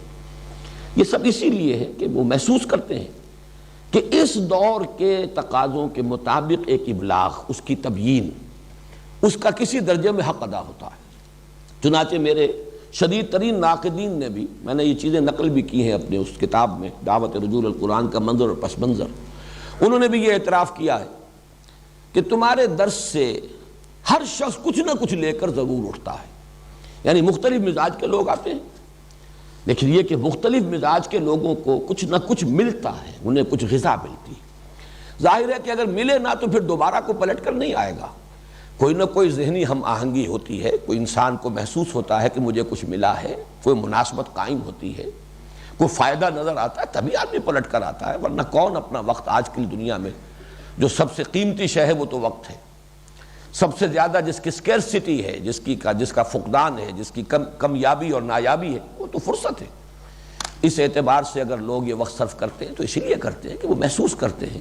کہ کچھ ملتا ہے، کچھ حاصل ہوتا ہے۔ ذالک فضل اللہ یؤتیہ من یشاء، جیسا کہ میں نے عرض کیا تھا کہ اس کو تعلی پر بھی محمول کریں، مجھے اعتراض نہیں ہوگا، اس سے دعویٰ اور ادعا کہیں تو بھی میں آپ سے اس پہ الجھوں گا نہیں، لیکن میرے نزدیک جہاں وہ ایک حقیقت میں نے بیان کر دی کہ میں باضابطہ طالب علم نہیں رہا ہوں، نہ علوم عربی کا، نہ علوم دینیہ کا، نہ میں نے فلسفہ پڑھا، نہ میں نے منطق پڑھی، میں تو طالب علم رہا ہوں جیسا آپ کو معلوم ہے۔ ویسے ایم اے اسلامیات تو کر لیا تھا، لیکن میں سمجھتا ہوں کہ اس کا تو ذکر کرنا بھی در حقیقت اس پوری گفتگو میں اس کا بالکل غیر متعلق سی بات ہے، وہ کوئی کسی درجے میں بھی وہ کوئی حیثیت اس کی نہیں ہے، اگرچہ کراچی یونیورسٹی میں فرسٹ بھی آ گیا تھا، لیکن وہ تو میں نے بھاگتے دوڑتے ایسے ہی، صرف یہ کہ بغیر کچھ پڑھے لکھے، سوائے اس کے کہ فقہ کی ایک کتاب تو میں نے کچھ دن پڑھی ہے، لیکن باقی یہ کہ اس کے لیے کبھی کچھ پڑھنے لکھنے کا معاملہ نہیں ہوا۔ یہ چیزیں تو ہمارے ہاں علم اس درجے گر چکا ہے، علم کی سطح اتنی گر چکی ہے کہ یہ جو کچھ آج کل کی ڈگریاں ہیں ان کا میں تذکرہ بھی نہیں کرنا چاہتا، لیکن میری اصل تعلیم جو تھی وہ تو ظاہر بات ہے کہ کچھ سائنس کی تھی، کچھ پھر طب کی تھی۔ بہرحال یہ میں نے اپنے ایک ذاتی حیثیت کا تعین جو ہے میں نے ضروری سمجھا کہ اب جو ہم یہ درس قرآن سلسلے وار شروع کر رہے ہیں تو میں اس بات کو ریکارڈ پر لے آؤں۔ اب آئیے سورہ فاتحہ۔ سورہ فاتحہ کے ضمن میں بھی آج صرف ابتدائی تمہیدی مباحث پورے ہو سکیں گے، پھر اس سورہ مبارکہ کے 3 حصے ہیں جن میں سے ہم کوشش کریں گے کہ ایک حصہ کل پورا پڑھ لیں، بقیہ 2 حصے اگلے ہفتے کی 2 نشستوں میں مکمل ہوں گے۔ سب سے پہلی بحث جو ہے اس کے تعارفی یا تمہیدی مباحث میں سے وہ ہے کہ یہ قرآن حکیم کی پہلی صورت ہے، اور یہ پہلی صورت ہونا دونوں اعتبارات سے، مصحف کی پہلی صورت تو ہے ہی، سبھی جانتے ہیں، اسی اعتبار سے اس کا نام ہے الفاتحہ۔ فتح کہتے ہیں کھولنے کو، فتح یفتح کھولنا، مفتاح کہتے ہیں کنجی کو جس سے تالا کھل جائے، چابی۔ الفاتحہ کھولنے والی، یعنی دی اوپننگ سورہ آف دی قرآن۔ یہ انگریزی کا لفظ زیادہ اس کی مناسبت کو ظاہر کر رہا ہے، فاتحہ کی اوپننگ سورہ۔ تو یہ در حقیقت قرآن مجید کی، مصحف کی تو پہلی صورت ہے ہی، لیکن یہ نوٹ کر لیجئے کہ ترتیب نزولی میں بھی پہلی مکمل صورت جو حضور پر نازل ہوئی وہ یہی ہے۔ اگرچہ وہ ترتیب نزولی کا میں عرض کر چکا ہوں تمہیدی مباحث میں، تعارف قرآن میں، کہ پورے یقین اور جزم کے ساتھ اور حتمی طور پر کہنا تو بہت مشکل ہے، اختلافی آراء موجود ہیں، لیکن تقریباً اجماع ہے اس پر کہ سورہ فاتحہ سے قبل صرف متفرق آیات نازل ہوئی ہیں، جو سورہ علق کے آغاز میں ہیں 5 آیات بالاتفاق، جو سورہ نون کی شروع میں ہے، سورہ قلم بھی اس کا نام ہے، 7 آیات، سورہ مزمل کی ابتدائی 7 آیات، سورہ مدثر کی ابتدائی 7 آیات، اور پھر مکمل سورت جو پوری نازل ہوئی وہ یہ سورہ فاتحہ ہے، اور یہ بھی آپ کو معلوم ہے کہ 7 ہی آیات پر مشتمل ہے، اس پر اگرچہ گفتگو بعد میں ہوگی۔ تو پہلی سورت ہونا اس سورہ مبارکہ کا دونوں اعتبارات سے ہو گیا، ایک یہ کہ یہ مصحف کی پہلی سورت ہے، اور نمبر 2 یہ کہ سب سے پہلی مکمل سورت جو حضور صلی اللہ علیہ وسلم پر نازل ہوئی وہ سورہ فاتحہ ہے۔ دوسری بحث ہے اس کے نام، جیسا کہ میں نے اس سے پہلے بھی بیان کیا ہے، عربوں کا ایک خاص ذوق تھا نام رکھنا کثرت سے، جس چیز سے محبت ہو جائے اس کے بہت سے نام ہوں گے، اس کی ایک ایک ادا، اس کا ایک ایک وصف، اس کی ایک ایک صفت کے حوالے سے اس کے نام بناتے چلے جانا۔ چنانچہ اس سورہ مبارکہ کے بھی متعدد نام ہے، بلکہ متعدد کا لفظ تو ہلکا ہے۔ علامہ جلال الدین سیوطی نے 25 نام جو ہیں الاتقان فی علوم القرآن میں جمع کیے، ان میں سے جو موٹے موٹے ہیں وہ میں آپ کو بتا دیتا ہوں۔ الفاتحہ کو تو اس کے اسم علم ہونے کی حیثیت حاصل ہے، اس کا نام اگر لیا جائے گا جو بالکل ایکسکلوسیو ہے وہ ہے سورۃ الفاتحہ، میں بیان کر چکا ہوں وہ اس اعتبار سے بھی کہ اوپننگ سورہ ہے قرآن مجید کی۔ اس کے بعد اس کی جامعیت کے اعتبار سے 2 نام بہت معروف ہیں اور مشہور ہیں، ام القرآن اور اساس القرآن۔ اساس بنیاد کو کہتے ہیں جس پر کوئی عمارت تعمیر ہو، جڑ کو کہتے ہیں، تو والدہ کے لیے بھی یہ لفظ اسی اعتبار سے آتا ہے، ولادت ہوتی ہے اولاد کی اسی سے، تو یہ کا لفظ جو ہے ام القرآن یعنی جڑ بنیاد جو ہے قرآن مجید کی وہ سورہ فاتحہ ہے۔ پھر ایک حدیث میں اس کے 2 الفاظ آئے ہیں، وہ حدیث ابھی ہم پڑھیں گے بھی، السبع المثانی اور القرآن العظیم، یہ خود اپنی جگہ پر ایک مکمل قرآن ہے، یعنی اس سورہ مبارکہ کی عظمت کو ظاہر کرنے کے لیے، اور چونکہ یہ الفاظ خود محمد الرسول اللہ صلی اللہ علیہ وسلم نے استعمال فرمائے ہیں، ابھی ذرا ٹھہر جاؤ میں بعد میں کروں، تو السبع المثانی 7 دہرائی جانے والیاں، بار بار پڑھی جانے والیاں 7 آیات، اور القرآن العظیم یہ بھی اس کا ایک نام ہے، یہ خود اپنی جگہ ایک مکمل قرآن ہے اور عظمت والا قرآن ہے۔ پھر جو اس کے مضامین ہیں اور پھر اس کے جو مختلف اجزاء ہیں اس کے اعتبار سے سورۃ الحمد، سورۃ الشکر، سورۃ الصلاح، سورۃ السؤال، سورۃ المناجات، یہ مختلف نام ہیں۔ الکافیہ، الشافیہ اور الشفاء، الوافیہ، الراقیہ، راقیہ رقی کہتے ہیں جھاڑ پھونک کر یہ کچھ پڑھنے کو، یہ سورہ فاتحہ جو ہے یہ اس اعتبار سے بھی اس کو مسلسل پڑھ کر کئی بار اگر پھونکا جائے، یہ بھی چیزیں ہیں کہ جو ثابت ہیں اور ان کے اندر ہمارے اسلاف کا یہ تعامل رہا ہے۔ تو شافیہ شفا دینے والی، الشفا بھی اس کا نام ہے، سورۃ الشفا اور شافیہ۔ الکافیہ، یہ کافیہ بھی کفایت کرنے والی، یعنی یہ کہ مضامین قرآن اور اس کی حکمت اور فلسفے کو اپنے اندر سمو لینے والی اور اس کا احاطہ کرنے والی۔ الوافیہ، پورا کر دینے والی، یہ بھی اس کی جامعیت کے اعتبار سے۔ تو یہ ہیں چند نام جو میں نے آپ کو بتائے۔ ویسے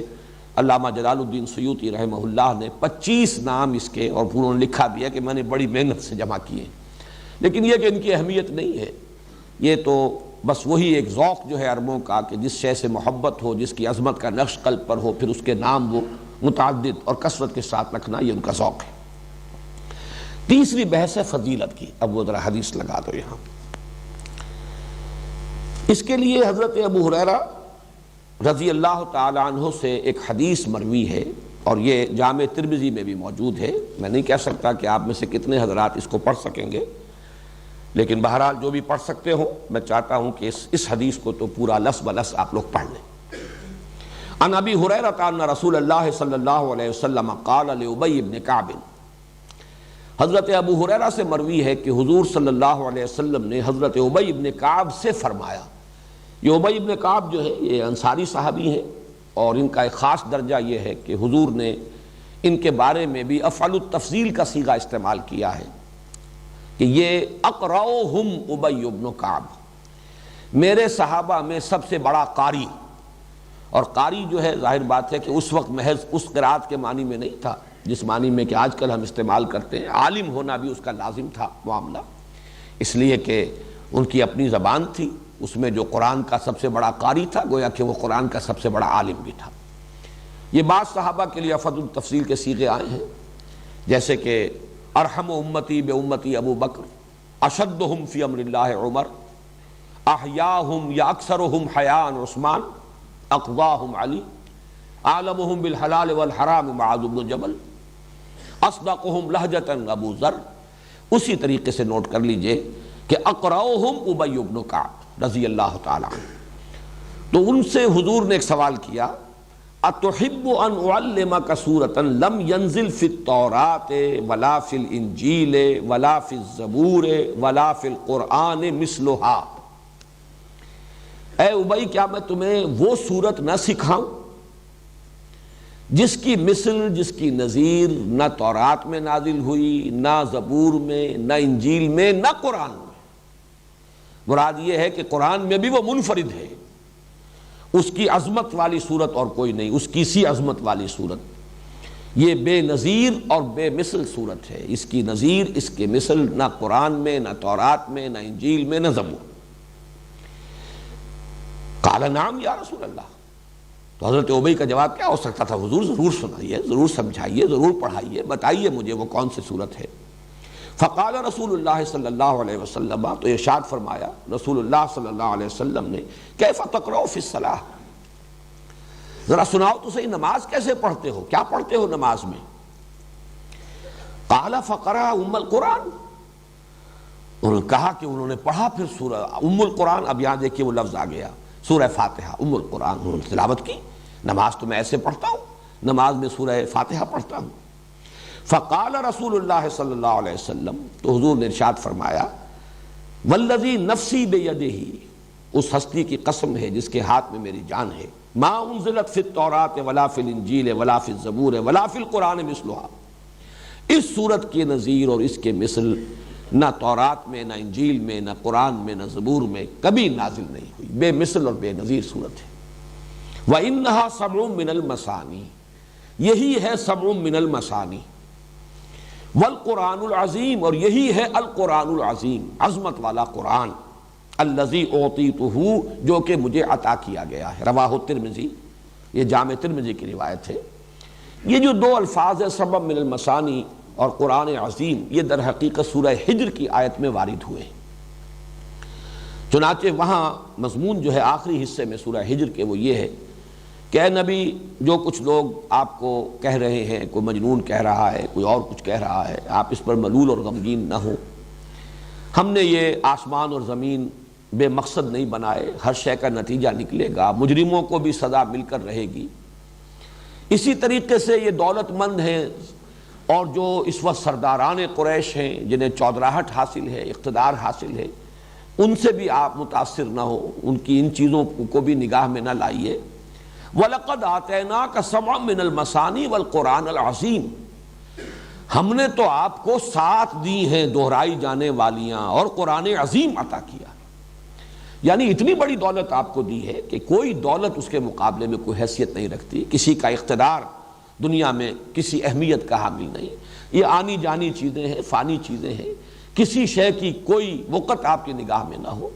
ظاہر ہے یہ حضور سے کہا جا رہا ہے، لیکن اس میں مخاطب جو ہے وہ خود مسلمان ہیں، اور قیامت تک کے لیے لوگ ہوں گے جو بھی اس راستے پر آئیں۔ جب تک کہ نگاہوں میں ان چیزوں کی تحقیر کی کیفیت پیدا نہ ہو جائے، آدمی اس راستے پر چل ہی نہیں سکتا کہ جو راستہ قرآن کھولتا ہے انسان کے لیے۔ تو اس میں فرمایا کہ ہم نے آپ کو وَلَقَدْ آتَيْنَاكَ سَبْعًا مِّنَ الْمَثَانِي وَالْقُرْآنَ الْعَظِيمِ، سورہ ہجر کی آیت نمبر 87 ہے یہ۔ ہم نے تو آپ کو 7 عطا فرمائی ہیں دہرائی جانے والیاں اور قرآن عظیم عطا کیا ہے۔ تو حضور نے فرمایا جو مجھ پر اللہ نے جو اپنا احسان جتایا ہے، اپنا انعام جو ہے فرمایا ہے کہ ہم نے اتنی بڑی دولت آپ کو دی ہے، وہ یہی تو ہے، یہی سورہ فاتحہ ہے، ہے سبع المثانی، یہی ہے سبع مثانی، اور یہی ہے القرآن العظیم، بہت عظمت والا قرآن۔ یہاں میں یہ چیز بھی بیان کر دوں کہ مولانا اصلاحی صاحب اس آیت کا منشا یہ سمجھتے ہیں کہ وہ جو 7 گروپ میں بیان کر چکا ہوں، جن میں سے ہر گروپ جو ہے صورتوں کا، اس میں کچھ صورتیں مکی ہیں، کچھ مدنی ہیں، تو انہوں نے اس آیت سے مراد وہ لی ہے۔ مجھے ان سے اختلاف ہے، جہاں تک وہ بات ہے کہ 7 گروپ ہیں، مکی اور مدنی صورتوں کے 7 گروپ بنتے ہیں، اس سے اتفاق ہے، وہ میں تعارف قرآن کے ضمن میں تفصیل سے بیان کر چکا ہوں۔ لیکن ضروری نہیں کہ اس آیت میں مراد وہ ہو، جبکہ ہمارے پاس یہ مرفوع حدیث موجود ہے، صحیح حدیث ہے، قول ہے محمد الرسول اللہ صلی اللہ علیہ وسلم کا، تو ہمیں اس سے ادھر ادھر ہونے کی ضرورت نہیں ہے، بلکہ تقاضا ہے کہ ہم اس کے ساتھ اس سے ادھر ادھر نہ ہوں۔ باقی اپنی جگہ پر وہ کہ 7 گروپ ہیں، 7 منزلیں ہیں، یہ اپنی جگہ ہے، لیکن یہ اور خاص طور پر یہ بالاتفاق یہ جو صورت ہے سورہ ہجر، یہ تو مکی صورت ہے۔ مکی صورت میں ابھی پورا قرآن نازل کیا ہوا تھا، ابھی وہ 7 گروپ تھے ہی کہاں۔ ابھی تو یوں سمجھیے سورہ ہجر جو ہے وہ تو قرآن حکیم کی مکی صورتوں میں بھی ابتدائی دور کی مکیات میں سے ہے،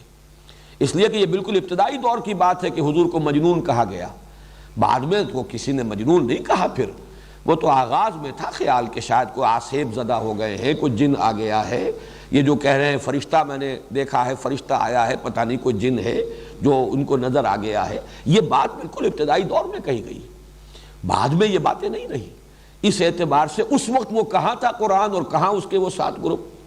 اس اعتبار سے ہمیں، اور میرے لیے تو اصول یہ ہے کہ جہاں ہمیں مرفوع حدیث صحیح مل جائے اس سے ادھر ادھر ہونا در حقیقت اپنے آپ کو فتنے کے خطرے میں مبتلا کرنا ہے۔ تمسک بالاسلاف جو میں نے آج کہا ہے اس میں جڑے رہنا، اور ظاہر بات ہے کہ اس میں سب سے بڑی بات تو حضور صلی اللہ علیہ وسلم کی مرفوع حدیث ہے۔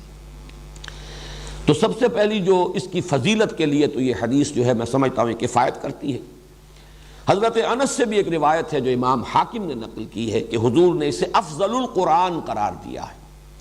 قرآن کی سب سے زیادہ فضیلت والی صورت۔ اسی طرح حضرت عبداللہ ابن عباس کا ایک قول نقل ہوا ہے کہ یہ ثلثِ قرآن، قرآن حکیم کے 2/3 کے مساوی ہے۔ اب دیکھیے کسی شے کی عظمت کو اور اس کے مقام اور مرتبے کو سمجھانے کے مختلف اسلوب ہو سکتے ہیں، یہ کوئی تولنے کے حساب سے نہیں ہے، لیکن حضور صلی اللہ علیہ وسلم نے اپنے ساتھیوں کو، اور ان میں آپ کو معلوم ہے کہ سب کے سب لوگ تو اس صلاحیت کے نہیں تھے کہ جو کسی چیز کی علمی قدر و قیمت کو جیسے کہ وہ ہے اس کو سمجھ سکتے کما حق ہو، ان میں وہ بھی تھے کہ جن کا اپنا فہم اور اپنی سوچ اس کا دائرہ زیادہ وسیع نہیں تھا، انہیں کوئی ایسی شے جو ہے اس کی تمثیل کی ضرورت تھی، ایسی شے سے تشبیہ اور تمثیل جو ان کی سمجھ میں آتی ہو۔ اب سورہ اخلاص کو کہا گیا ثلث قرآن، 1/3 قرآن، سورہ کافرون کو کہا گیا ربع قرآن، قرآن کا 1/4 حصہ، سورۃ الزلزال کو کہا گیا 1000 آیات کے برابر، یعنی یہ کہ سدس قرآن، قرآن کا 6واں حصہ تقریباً بن جاتا ہے۔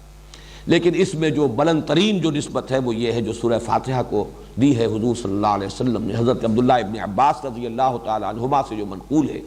کہ یہ ثلثِ قرآن یعنی 2/3 قرآن کے برابر ہے۔ چوتھی بحث جو ہے اس کے ضمن میں وہ یہ ہے کہ یہ سورہ مبارکہ نماز کا جزو لازم ہے، جزو لازم۔ چنانچہ اس کے ضمن میں وہ حدیث میں آپ کو سنا دینا چاہتا ہوں کہ جو بخاری میں بھی ہے، مسلم میں بھی ہے، ترمذی میں، ابو داؤد میں، نسائی میں وغیرہم، یوں سمجھیے کہ محدثین نے سب نے اس کو تسلیم کیا ہے، اور یہ حضرت عبادہ ابن صامت سے ہے رضی اللہ تعالی عنہ۔ وہ فرماتے ہیں کہ حضور نے ارشاد فرمایا لا صلاۃ لمن لم یقرأ بفاتحۃ الکتاب، اس شخص کی کوئی نماز نہیں جو فاتحۃ الکتاب یعنی سورہ فاتحہ نہیں پڑھتا، اس کی کوئی نماز نہیں۔ اس کا یہ مفہوم تو متفق علیہ ہے کہ سورہ فاتحہ نماز کا جزو لازم ہے، البتہ اس کے بعد اختلاف ہے، آیا جماعت کی شکل میں جب نماز ادا کی جائے تو امام کے ساتھ ہر مقتدی کا پڑھنا بھی واجب ہے یا نہیں؟ اس میں 3 آراء ہیں ہمارے ہاں، 2 انتہائی آراء ہیں، ایک درمیانی رائے ہے۔ ایک رائے جو ہمارے ہاں تو بہت ہی معروف ہے، مشہور ہے، اس لیے کہ امام ابو حنیفہ کی رائے ہے، فقہ حنفی کا بڑا اہم مسئلہ ہے، اور ہماری عظیم اکثریت جو ہے آبادی کی وہ حنفی المسلک ہے، تو وہ تو یہ ہے کہ امام کی قرات جب ہو رہی ہے، امام کے ساتھ آپ نماز پڑھ رہے ہیں، تو امام کی قرات ہی آپ کے لیے قرات ہے، آپ کو نماز نہیں پڑھنی۔ مقتدی کے لیے یہ سورہ فاتحہ جو ہے اس کا پڑھنا ضروری نہیں، بلکہ نہ صرف یہ کہ ضروری نہیں بلکہ نہ پڑھنا ضروری ہے۔ یہ انتہائی شدت ہے کہ جو حنفی مسلک میں اس بارے میں ہے، اور مثال وہ دیتے ہیں بڑی، یعنی ایک اعتبار سے تمثیل اور تشبیہ کے پہلو سے بہت یعنی معقول تشبیہ ہے کہ جب وفد کی صورت میں کہیں جائیں، کسی بڑی شخصیت کے سامنے پیشی ہو، حاضری ہو، تو کوئی ایک ہوتا ہے جو نمائندہ،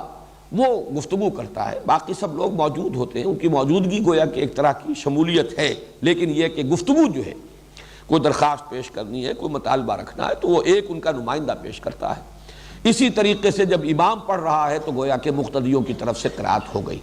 یعنی یہ مطلب نہیں ہے کہ یہ نماز کا جزو لازم نہیں ہے، صرف یہ ہے کہ جب جماعت کی شکل میں نماز پڑھی جا رہی ہو تو سورہ فاتحہ جب امام نے پڑھ لی تو گویا کہ تمام مقتدیوں کی طرف سے بھی قرات کا حق ادا ہو گیا۔ اس کے بالکل برعکس اور دوسری انتہائی رائے جو ہے وہ امام شافعی کی ہے رحمہ اللہ، کہ جو ظاہر ہے اس کا، ویسے یہ میں عرض کر دوں کہ جو موقف ہے امام ابو حنیفہ کا اور جو حنفی مسلک ہے، اس میں ایک دلیل یہ بھی پیش کی جاتی ہے کہ قرآن حکیم میں یہ حکم ہے، اذا قرئ القرآن فاستمعوا له وانصتوا، جب قرآن پڑھا جائے تو اس کو توجہ سے سنو، پورا دھیان ادھر لگاؤ اور خود خاموش رہو۔ اگرچہ یہ دلیل جو ہے در حقیقت بنتی ہے تیسری رائے کے لیے جو میں بعد میں عرض کروں گا، لیکن اسے بھی جو حنفی المسلک لوگ ہیں وہ اپنے موقف کی دلیل کے طور پر پیش کرتے ہیں۔ اس کے بالکل برعکس ہے، وہ گویا کہ اس حدیث کے جو الفاظ ہیں اس پر مبنی ہے، ظاہر الفاظ لا صلاۃ لمن لم یقرأ بفاتحۃ الکتاب، اور حدیث یقیناً اتنی قوی ہے، اتنی مستند ہے، اپنے سند کے اعتبار سے اتنی اعلیٰ رتبے کی ہے کہ ظاہر بات ہے کہ اس سے اونچا رتبہ تو کوئی اور ہو نہیں سکتا کسی حدیث کا، سند کے اعتبار سے، روایت کے اعتبار سے۔ تو امام شافعی کی رائے یہ ہے کہ ہر نمازی مقتدی بھی پڑھے، پڑھنے کے پھر ان کے ہاں مختلف انداز ہیں، چونکہ حضور کا ایک معمول یہ بھی نقل ہوا ہے کہ آپ جب پڑھتے تھے سورہ فاتحہ جہری رکعت میں بھی، اس کے بعد تھوڑی دیر تک آپ خاموش رہتے تھے، وقفہ ہوتا تھا۔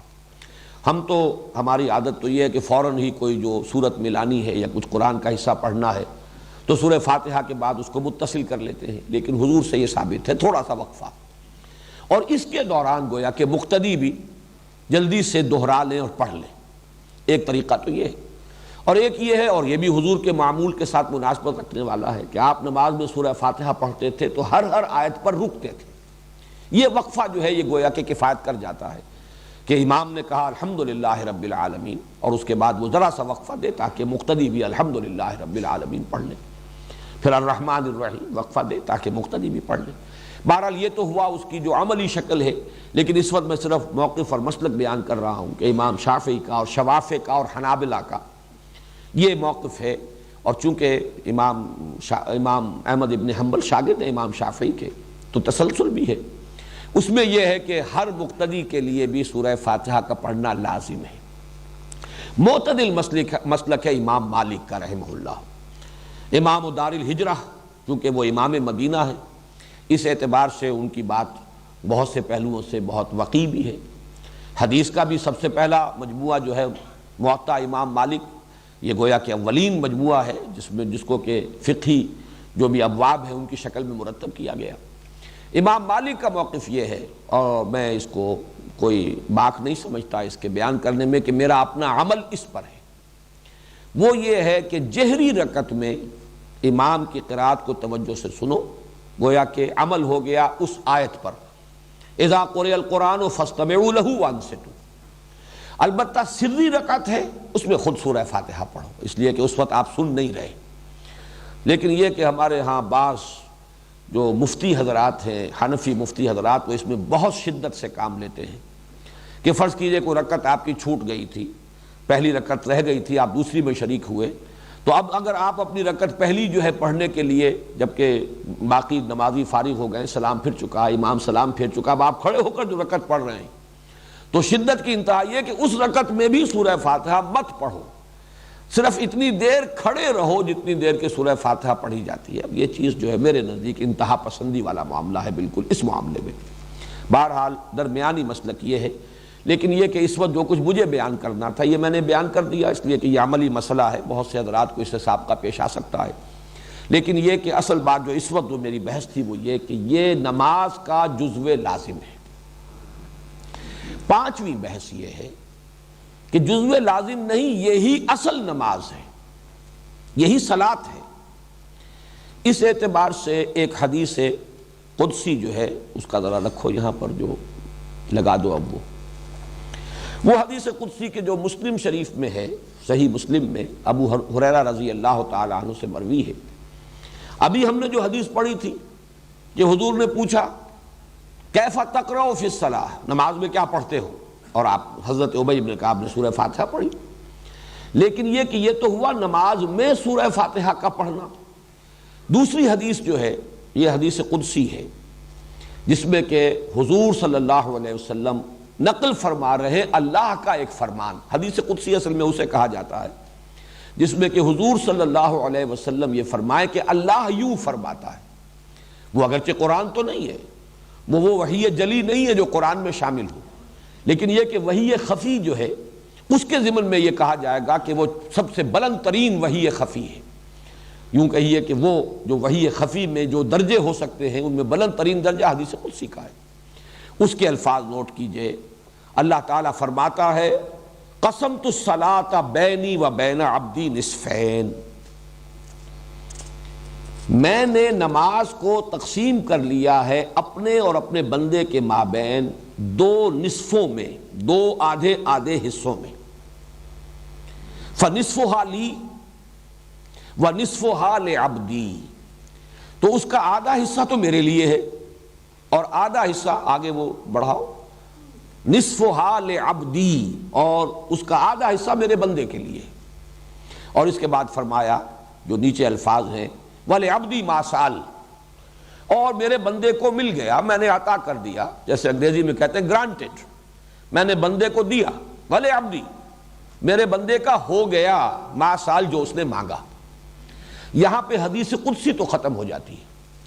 البتہ پھر حضور صلی اللہ علیہ وسلم، وہ یہاں درج نہیں ہے، بس رہنے دو، حضور نے پھر اس کی وضاحت فرمائی اذا قال العبد الحمد للہ رب العالمین یقول اللہ تعالی حمدنی عبدی، جب بندہ کہتا ہے الحمد للہ رب العالمین تو اللہ فرماتا ہے میرے بندے نے میری حمد کی۔ وَإِذَا قَالَ الْعَبْدُ، اب جب بندہ کہتا ہے الرحمن الرحیم یقول اللہ تعالی، فرماتا ہے اللہ تعالی اثنى علی عبدی، میرے بندے نے میری ثنا کی۔ جب بندہ کہتا ہے مالک یوم الدین قال اللہ تعالی، اللہ فرماتا ہے مجدنی عبدی، میرے بندے نے میری بزرگی بیان کی، میری عظمت بیان کی۔ اب یہ تین چیزیں جو ہے، تین آیات گویا کہ یہ کل کی کل اللہ کے لیے ہوئی، اللہ کی حمد، اللہ کی ثنا، اللہ کی تمجید، تحمید تمجید ثنا اللہ کے لیے۔ جب بندہ کہتا ہے ایاک نعبد و ایاک نستعین قال اللہ تعالی، اللہ فرماتا ھذا ما بینی و بین عبدی ولعبدی ما سال، یہ میرے اور میرے بندے کے مابین ہے۔ یہاں پر آ کر گویا کہ ایک چیز جڑ گئی ہے، یہ میرے اور میرے بندے کے مابین ہے، اس لیے کہ ایاک نعبد اللہ کے لیے ہے، ایاک نستعین مدد کس کو درکار ہے، بندے کے لیے ہے، عبادت اللہ کے لیے اور مدد بندے کے لیے ہے۔ استعانت کا رخ بندے کی طرف ہے، عبادت کا رخ اللہ کی طرف ہے۔ لہذا چوتھی آیت کے بارے میں فرمایا ھذا ما بینی و بین عبدی ولعبدی ما سال، اور میرے بندے کے لیے ہے جو اس نے مانگا، اس نے میری مدد چاہی اور میں نے گرانٹ کر دی، گرانٹڈ، میری مدد اس کے شامل حال رہے گی۔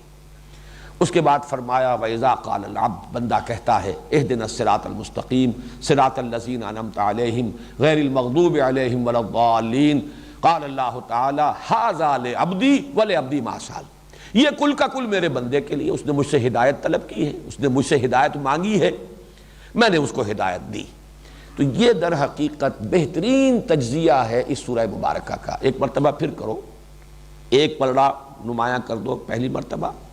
اور پھر دوسرا پلڑا، اس کو ہم انشاءاللہ تعالی اس کی کچھ فوٹو سٹیٹ بھی نکلوائیں گے اور یہ آپ حضرات کو ہم دے دیں گے بعد میں۔ اس وقت ذرا دوبارہ نوٹ کر لیجئے، دیکھیے ترازو کی شکل میں، اگرچہ ہمارے ایک دوست نے جو آرٹ کی تعلیم امریکہ سے حاصل کر کے آئے ہیں، اس سے زیادہ آرٹسٹک فارم میں بھی بنا دیا ہے اس ترازو کو، لیکن یہ زیادہ سمجھ میں آنے والی بات شاید عام لوگوں کی زیادہ نزدیک ہو. ذرا پہلا پڑھا رکھو نا, ادھر لاؤ. دیکھیے یہ جو ترازو کی ڈنڈی ہے اس کے درمیان میں یہ واو لگا ہوا ہے اوپر. یہ گویا کہ اس ترازو کی مٹھ جس کو کہ پکڑا جاتا ہے, ترازو کو جس سے پکڑا جاتا ہے, جس سے وہ ہینگ کرتی ہے. اس کے ادھر وہ آدھا حصہ ہے ڈنڈی کا ایاک نعبد, اور اس کے ساتھ وہ 3 زنجیروں سے پلڑا ہے. یہ 3 آیات ہیں, الحمدللہ رب العالمین الرحمن الرحیم مالک یوم الدین. ابھی ادھر ہی رکھو نا, کہاں لے کے جا رہے ہو, ذرا اور اوپر کرو اس کو. یہ نصفہا لی, اسی لیے اس ترازو میں آپ نے دیکھا کہ ان تینوں آیات کو میں نے لکھوایا ہے نیچے سے اوپر کی طرف. ان کا رخ کدھر ہے؟ یہ تینوں آیات جا کر جڑتی ہیں ایاک نعبد. ان تینوں آیات کا منطقی نتیجہ یہ ہے الحمدللہ رب العالمین الرحمن الرحیم مالک یوم الدین. ان تینوں کا منطقی نتیجہ ایاک نعبد. اے اللہ ہم تیری ہی بندگی کرتے ہیں, تجھ ہی سے مدد مانگتے ہیں, نہیں تیری ہی بندگی کرتے ہیں اور کریں گے. اب دوسرا پڑھنا لاؤ, وَإِيَّاكَ نَسْتَعِينُ, اور ہم تجھ ہی سے مدد چاہتے ہیں اور تجھ ہی سے مدد چاہتے رہیں گے. اس کی پھر آیات میں نے لکھوائی ہیں اوپر سے نیچے کی طرف, اس لیے کہ یہ اس کی تشریح اور تفصیل ہے. اب اهدنا الصراط المستقیم صراط الذین انعمت علیہم غیر المغضوب علیہم ولا الضالین. یہ 3 زنجیریں ہیں جن سے یہ جو استعانت والا پلڑا ہے اور ہدایت طلب کرنے والا پلڑا ایاک نستعین کے ساتھ منسلک ہے. اب دوبارہ غور کیجئے, جو اس کے اوپر عنوان ہم نے قائم کیا ہے حضور کی نقل کردہ حدیث قدسی, اللہ تعالیٰ کا فرمان قسمت الصلاۃ بینی و بین عبدی نصفین, میں نے تقسیم کر دیا ہے نماز کو اپنے اور اپنے بندے کے مابین آدھا آدھا, 2 نصف. اور اس قدر مکمل تقسیم ہے یہ کہ واو درمیان میں ہے, اور اس واو کے ساتھ ایک ڈنڈی کا ایک سائڈ, ڈنڈی کا دوسرا سائڈ, ایاک نعبد و ایاک نستعین. اور یہ 3 آیات الحمدللہ رب العالمین الرحمن الرحیم مالک یوم الدین اور ایاک نستعین کے ساتھ اہدنا الصراط المستقیم صراط الذین انعمت علیہم غیر المغضوب علیہم ولا الضالین. بس ایک فرق نوٹ کیجئے کہ یہ جو دعا ہے اصل نماز, اس لیے کہ نماز کا اصل مفہوم کیا ہے. نماز کے بارے میں یہ تھوڑی سی وضاحت میں کر دوں. صلاۃ کا لفظ جو ہے اس کا لغوی مفہوم تو ہے سب سے زیادہ حرارت حاصل کرنا, آگ تاپنا. اس سے اصل مقصود کیا ہے یہ میں پھر کبھی اس کو کسی اور موقع پر تفصیل سے عرض کروں گا. اس وقت ہمارے مضمون سے یہ بات ذرا زیادہ ہٹ جائے گی. لیکن اس سے جو مراد لیا گیا ہے صلاۃ سے, الصلاۃ والدعاء, یا صلاۃ کے معنی ہے متوجہ ہونا. اور یہ صلاۃ کا لفظ دونوں طرف استعمال ہوگا. بندہ متوجہ ہوتا ہے اللہ کی طرف تو دعا, درخواست, اپنے لیے کچھ مانگنے کے لیے. لہذا بندے کی طرف سے جب صلاۃ کا لفظ آئے گا تو دعا اور کچھ طلب کرنا, درخواست پیش کرنا. بندہ جب متوجہ اللہ جب متوجہ ہوتا ہے بندے کی طرف, عنایت, شفقت, رحمت, یہ عنایت, شفقت اور رحمت یہ اللہ کی صلاۃ ہے. اور دعا اور اللہ سے درخواست کرنا اور مانگنا یہ بندے کی صلاۃ ہے. اسی لیے صلاۃ علی کا لفظ آئے گا, هو الذی یصلی علیکم وملائکتہ. اے اہل ایمان, اللہ تم پر جو ہے متوجہ ہوتا ہے اپنی عنایتوں کے ساتھ, اپنی رحمت کے ساتھ, اپنی شفقتوں کے ساتھ. یہی ہے جو ہم کہتے ہیں اللہم صلی علی محمد وعلی آل محمد. پروردگار بھیج درود, کیا معنی؟ اپنی رحمتیں, اپنی شفقتیں, اپنی عنایتیں نازل فرما محمد صلی اللہ علیہ وسلم پر. لیکن بندے کے لیے جب لفظ آئے گا تو لفظ توجہ جو ہے وہ گویا کہ مشترک ہے. اور نماز کا افتتاح جو ہے وہ بھی اسی کلمے سے ہونا چاہیے, انی وجہت وجہی للذی فطر السماوات والارض حنیفا وما انا من المشرکین. بندہ متوجہ ہوگا تو اللہ سے مانگے گا, دعا کرے گا, استغفار کرے گا, اللہ سے سوال کرے گا. اسی لیے میں نے وہ نام آپ کو گنوائے تھے. یہ سورت جو ہے سورت الدعاء ہے, یہ سورت الصلاۃ ہے, یہ سورت السؤال ہے, یہ سورت المناجات ہے.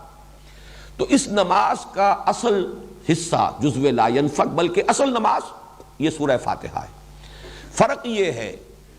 کہ اس مصحف کا اختتام ہوتا ہے معوذتین پر. وہاں پر قل کا لفظ آیا ہے, قل اعوذ برب الفلق, قل اعوذ برب الناس. یہاں قل کا لفظ نہیں آیا. بلکہ یہ کہ دعا گویا کہ تلقین کر دی ہے اللہ نے، اور اس کا جو اصل سبب ہے وہ میں اپنی اگلی بحث میں بیان کر رہا ہوں۔ لیکن اس وقت اس تجزیے کے حوالے سے چند مباحث ہیں جو اختلافی ہیں، ان کو ذرا اچھی طرح سمجھ لیجئے۔ پہلا اختلاف یہ ہے کہ آیت بسم اللہ سورہ فاتحہ کا جز ہے یا نہیں۔ اس میں بھی مدینہ، بصرہ اور شام کے قراء، قرات خود اپنی جگہ پر ایک بہت بڑا فن ہے، ان کی رائے اور امام ابو حنیفہ کی رائے یہ ہے رحمہم اللہ، ان تمام ائمہ قرات پر بھی اللہ کی رحمتیں ہوں، امام ابو حنیفہ پر بھی اللہ کی رحمتیں ہوں، ان کی رائے یہ ہے کہ آیت بسم اللہ صرف سورۃ النمل کا جز ہے، جہاں حضرت سلیمان علیہ السلام نے جو خط لکھا تھا ملکہ سبا کو، اس میں انہو من سلیمان و انہو بسم اللہ الرحمن الرحیم، باقی کسی سورت کا یہ جز نہیں ہے، سورہ فاتحہ کا بھی جز نہیں ہے اور کسی سورت کا جز نہیں ہے، یہ صرف تبرک کے طور پر یا سورتوں میں فصل کرنے کے لیے یہ سورت جو ہے مصحف میں درج کی جاتی ہے، یہ آیت بسم اللہ، لہذا اس کی گنتی بھی نہیں ہوگی، شمار میں بھی اس کو بار بار نہیں لایا جائے گا، اور کسی بھی سورت کا یہ جز نہیں ہے، سوائے سورہ توبہ کے ہر سورت سے پہلے یہ صرف تبرک کے طور پر اور ایک علامت کے طور پر کہ یہاں ایک سورت ختم ہو گئی دوسری سورت شروع ہو رہی ہے تو درمیان میں یہ آیت درج کر دی جاتی ہے، ورنہ یہ کسی بھی سورت کا جز نہیں۔ یہ رائے ہے مدینہ، بصرہ اور شام کے قراء کی، اور یہی رائے ہے امام ابو حنیفہ رحمہ اللہ کی۔ دوسری رائے اس کے بالکل برعکس مکہ اور کوفے کے قراء، اور ائمہ اربعہ میں سے امام شافعی کی رائے یہ ہے کہ یہ ہر سورت کی جزو ہے، چنانچہ سورہ فاتحہ میں بھی اس آیت بسم اللہ کو شامل کیا جائے گا۔ یہی وجہ ہے کہ آپ نے دیکھا ہوگا کہ ہمارے ہاں جو مسلک سلفی مسلک ہے اہل حدیث حضرات، وہ جب جہری رکعت میں کوئی امام قرات کرتا ہے تو آیت بسم اللہ کو بھی وہ بلند آواز سے پڑھتا ہے۔ عام طور پر حنفی جو ہے اس کو پڑھتے ہیں شروع کی پہلی رکعت میں، لیکن یہ کہ وہ اخفاء کے ساتھ پڑھتے ہیں، لیکن یہ کہ ان حضرات نے چونکہ وہ اسے سمجھتے ہیں کہ یہ اس سورہ مبارکہ کا جزو لازم ہے، لہذا وہ جب جہری قرات شروع کریں گے تو بسم اللہ الرحمن الرحیم الحمدللہ رب العالمین الرحمن الرحیم، یہ صرف اختلاف جو ہے میں اس لیے بیان کر رہا ہوں کہ اس کی جو اصل بنیاد ہے آپ پر واضح ہو جائے، ورنہ ان چیزوں کی قطعاً کوئی اہمیت نہیں، لیکن یہ کہ علمی طور پر یہ مسئلہ جان لیجئے۔ میری رائے اس میں امام ابو حنیفہ کی رائے کے ساتھ ہے، یہ سورہ فاتحہ کا جز نہیں ہے، اور مجھے اس پر جو انشراح حاصل ہوا ہے وہ اس حدیث قدسی سے حاصل ہوا ہے، قسمت الصلاۃ بینی و بین عبدی نصفین، وہاں تو بات شروع ہو رہی ہے الحمدللہ رب العالمین سے، اس میں بسم اللہ کا پہلے ذکر ہے ہی، اس اعتبار سے پورا انشراح صدر ہے مجھے کہ آیت بسم اللہ سورہ فاتحہ کا جز نہیں ہے، سورہ فاتحہ شروع ہوتی ہے الحمدللہ رب العالمین سے۔ دوسرا جو اختلاف ہے وہ اس سورہ مبارکہ کی تعداد آیات کے بارے میں ہے، تقریباً اس پر اجماع ہے، اور اس حدیث کی وجہ سے اجماع ہو جائے گا لا محالہ، سبع من المثانی یہی ہے، تو جب سبع من المثانی یہ ہے تو 7 آیتیں ہیں اس کی، اس میں کسی شک و شبے کی گنجائش نہیں رہی، لیکن میں آپ کو صرف یہ چونکہ شاذ آراء بھی موجود ہیں لہذا وہ بتا رہا ہوں، بعض لوگوں کے نزدیک 6 آیات بھی ہیں، وہ آخری جو 2 آیات ہم سمجھتے ہیں عام طور پر صراط الذین انعمت علیہم غیر المغضوب علیہم ولا الضالین سے ایک ہی آیت شمار کرتے ہیں، تو گویا کہ اب وہ 7 کی بجائے 6 رہ گئی۔ ان میں سے بعض حضرات وہ ہیں کہ جو ان دونوں آیتوں کو ایک شمار کرتے ہیں لیکن آیت بسم اللہ کو شامل کر لیتے ہیں، پھر 7 ہو گئی۔ آیت بسم اللہ الرحمن الرحیم ایک آیت، اس کے بعد الحمدللہ رب العالمین دوسری آیت، یوں اگر شمار کریں گے تو آخری 2 آیتیں جو ہیں ان کو اگر ایک شمار کر لیا جائے صراط الذین انعمت علیہم غیر المغضوب علیہم ولا الضالین، تو پھر تعداد وہی 7 رہ جائے گی۔ بعض حضرات یہ جو درمیان والی آیت ہے، یہ جو ڈنڈی ہے اس ترازو کی، اور اس میں یہ بات نظر آ رہی ہے کہ یہ 2 مکمل جملوں پر مشتمل ایک آیت ہے، ایاک نعبد مکمل جملہ ہے، ایاک نستعین مکمل جملہ ہے، درمیان میں حرف عطف ہے۔ بعض حضرات اس کو 2 آیتیں شمار کرتے ہیں، اب 2 آیتیں شمار کر کے پھر اس کی تعداد جو ہے 8 بن جائے گی، اور جو حضرات آیت بسم اللہ کو بھی شامل کریں گے اور اس کے بھی 2 آیتیں مانیں گے ان کے نزدیک تعداد 9 چلی جائے گی۔ یہ ہے شاذ آراء، 6 8 9، لیکن تقریباً اجماع ساتھ پر ہے۔ اور میرے نزدیک یہ حدیث قدسی معین کر رہی ہے، یہ دونوں آیتیں جو ہیں، یہ جو درمیان کی چوتھی آیت ھذا ما بینی و بین عبدی، یہ تو در حقیقت انٹر لاکنگ ہے۔ یہ تو یہ لفظ استعمال میں کر رہا ہوں، اگرچہ یہ لفظ اللہ کی ذات کے ساتھ استعمال کرنا مناسب نہیں ہے، تشبیہ سمجھ لیجئے،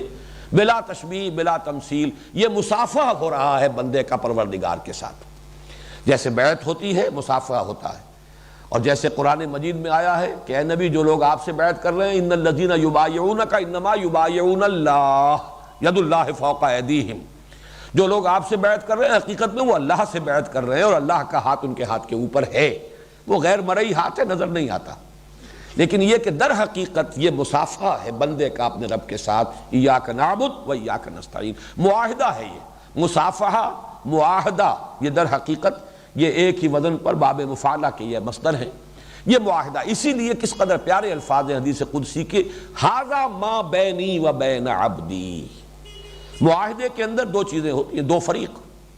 بندے کا عہد یہ ہے کہ ایاک نعبد، اور اللہ کی طرف سے وعدہ یہ ہے ہدایت میرے ذمے، ان علینا للہدی و ان لنا للآخرۃ والأولی، ہدایت دینا ہمارے ذمے ہے، یہ وعدہ اللہ نے کیا، اور یہ گویا کہ ھذا ما بینی و بین عبدی ولعبدی ما سأل، اور دیا میں نے اپنے بندے کو جو اس نے مانگا، جو اس نے سوال کیا۔ اس اعتبار سے صحیح بات یہی ہے کہ یہ درمیانی آیت ایک ہی ہے، ایاک نعبد و ایاک نستعین، اور تقسیم صحیح اسی طرح ہوتی ہے، پہلی تین آیات، اس سے پہلے آیت بسم اللہ کو شامل کر لیجئے، وہ 4 بن جائیں گی، وہ برابر کے 2 حصوں میں تقسیم ناممکن ہو جائے گی۔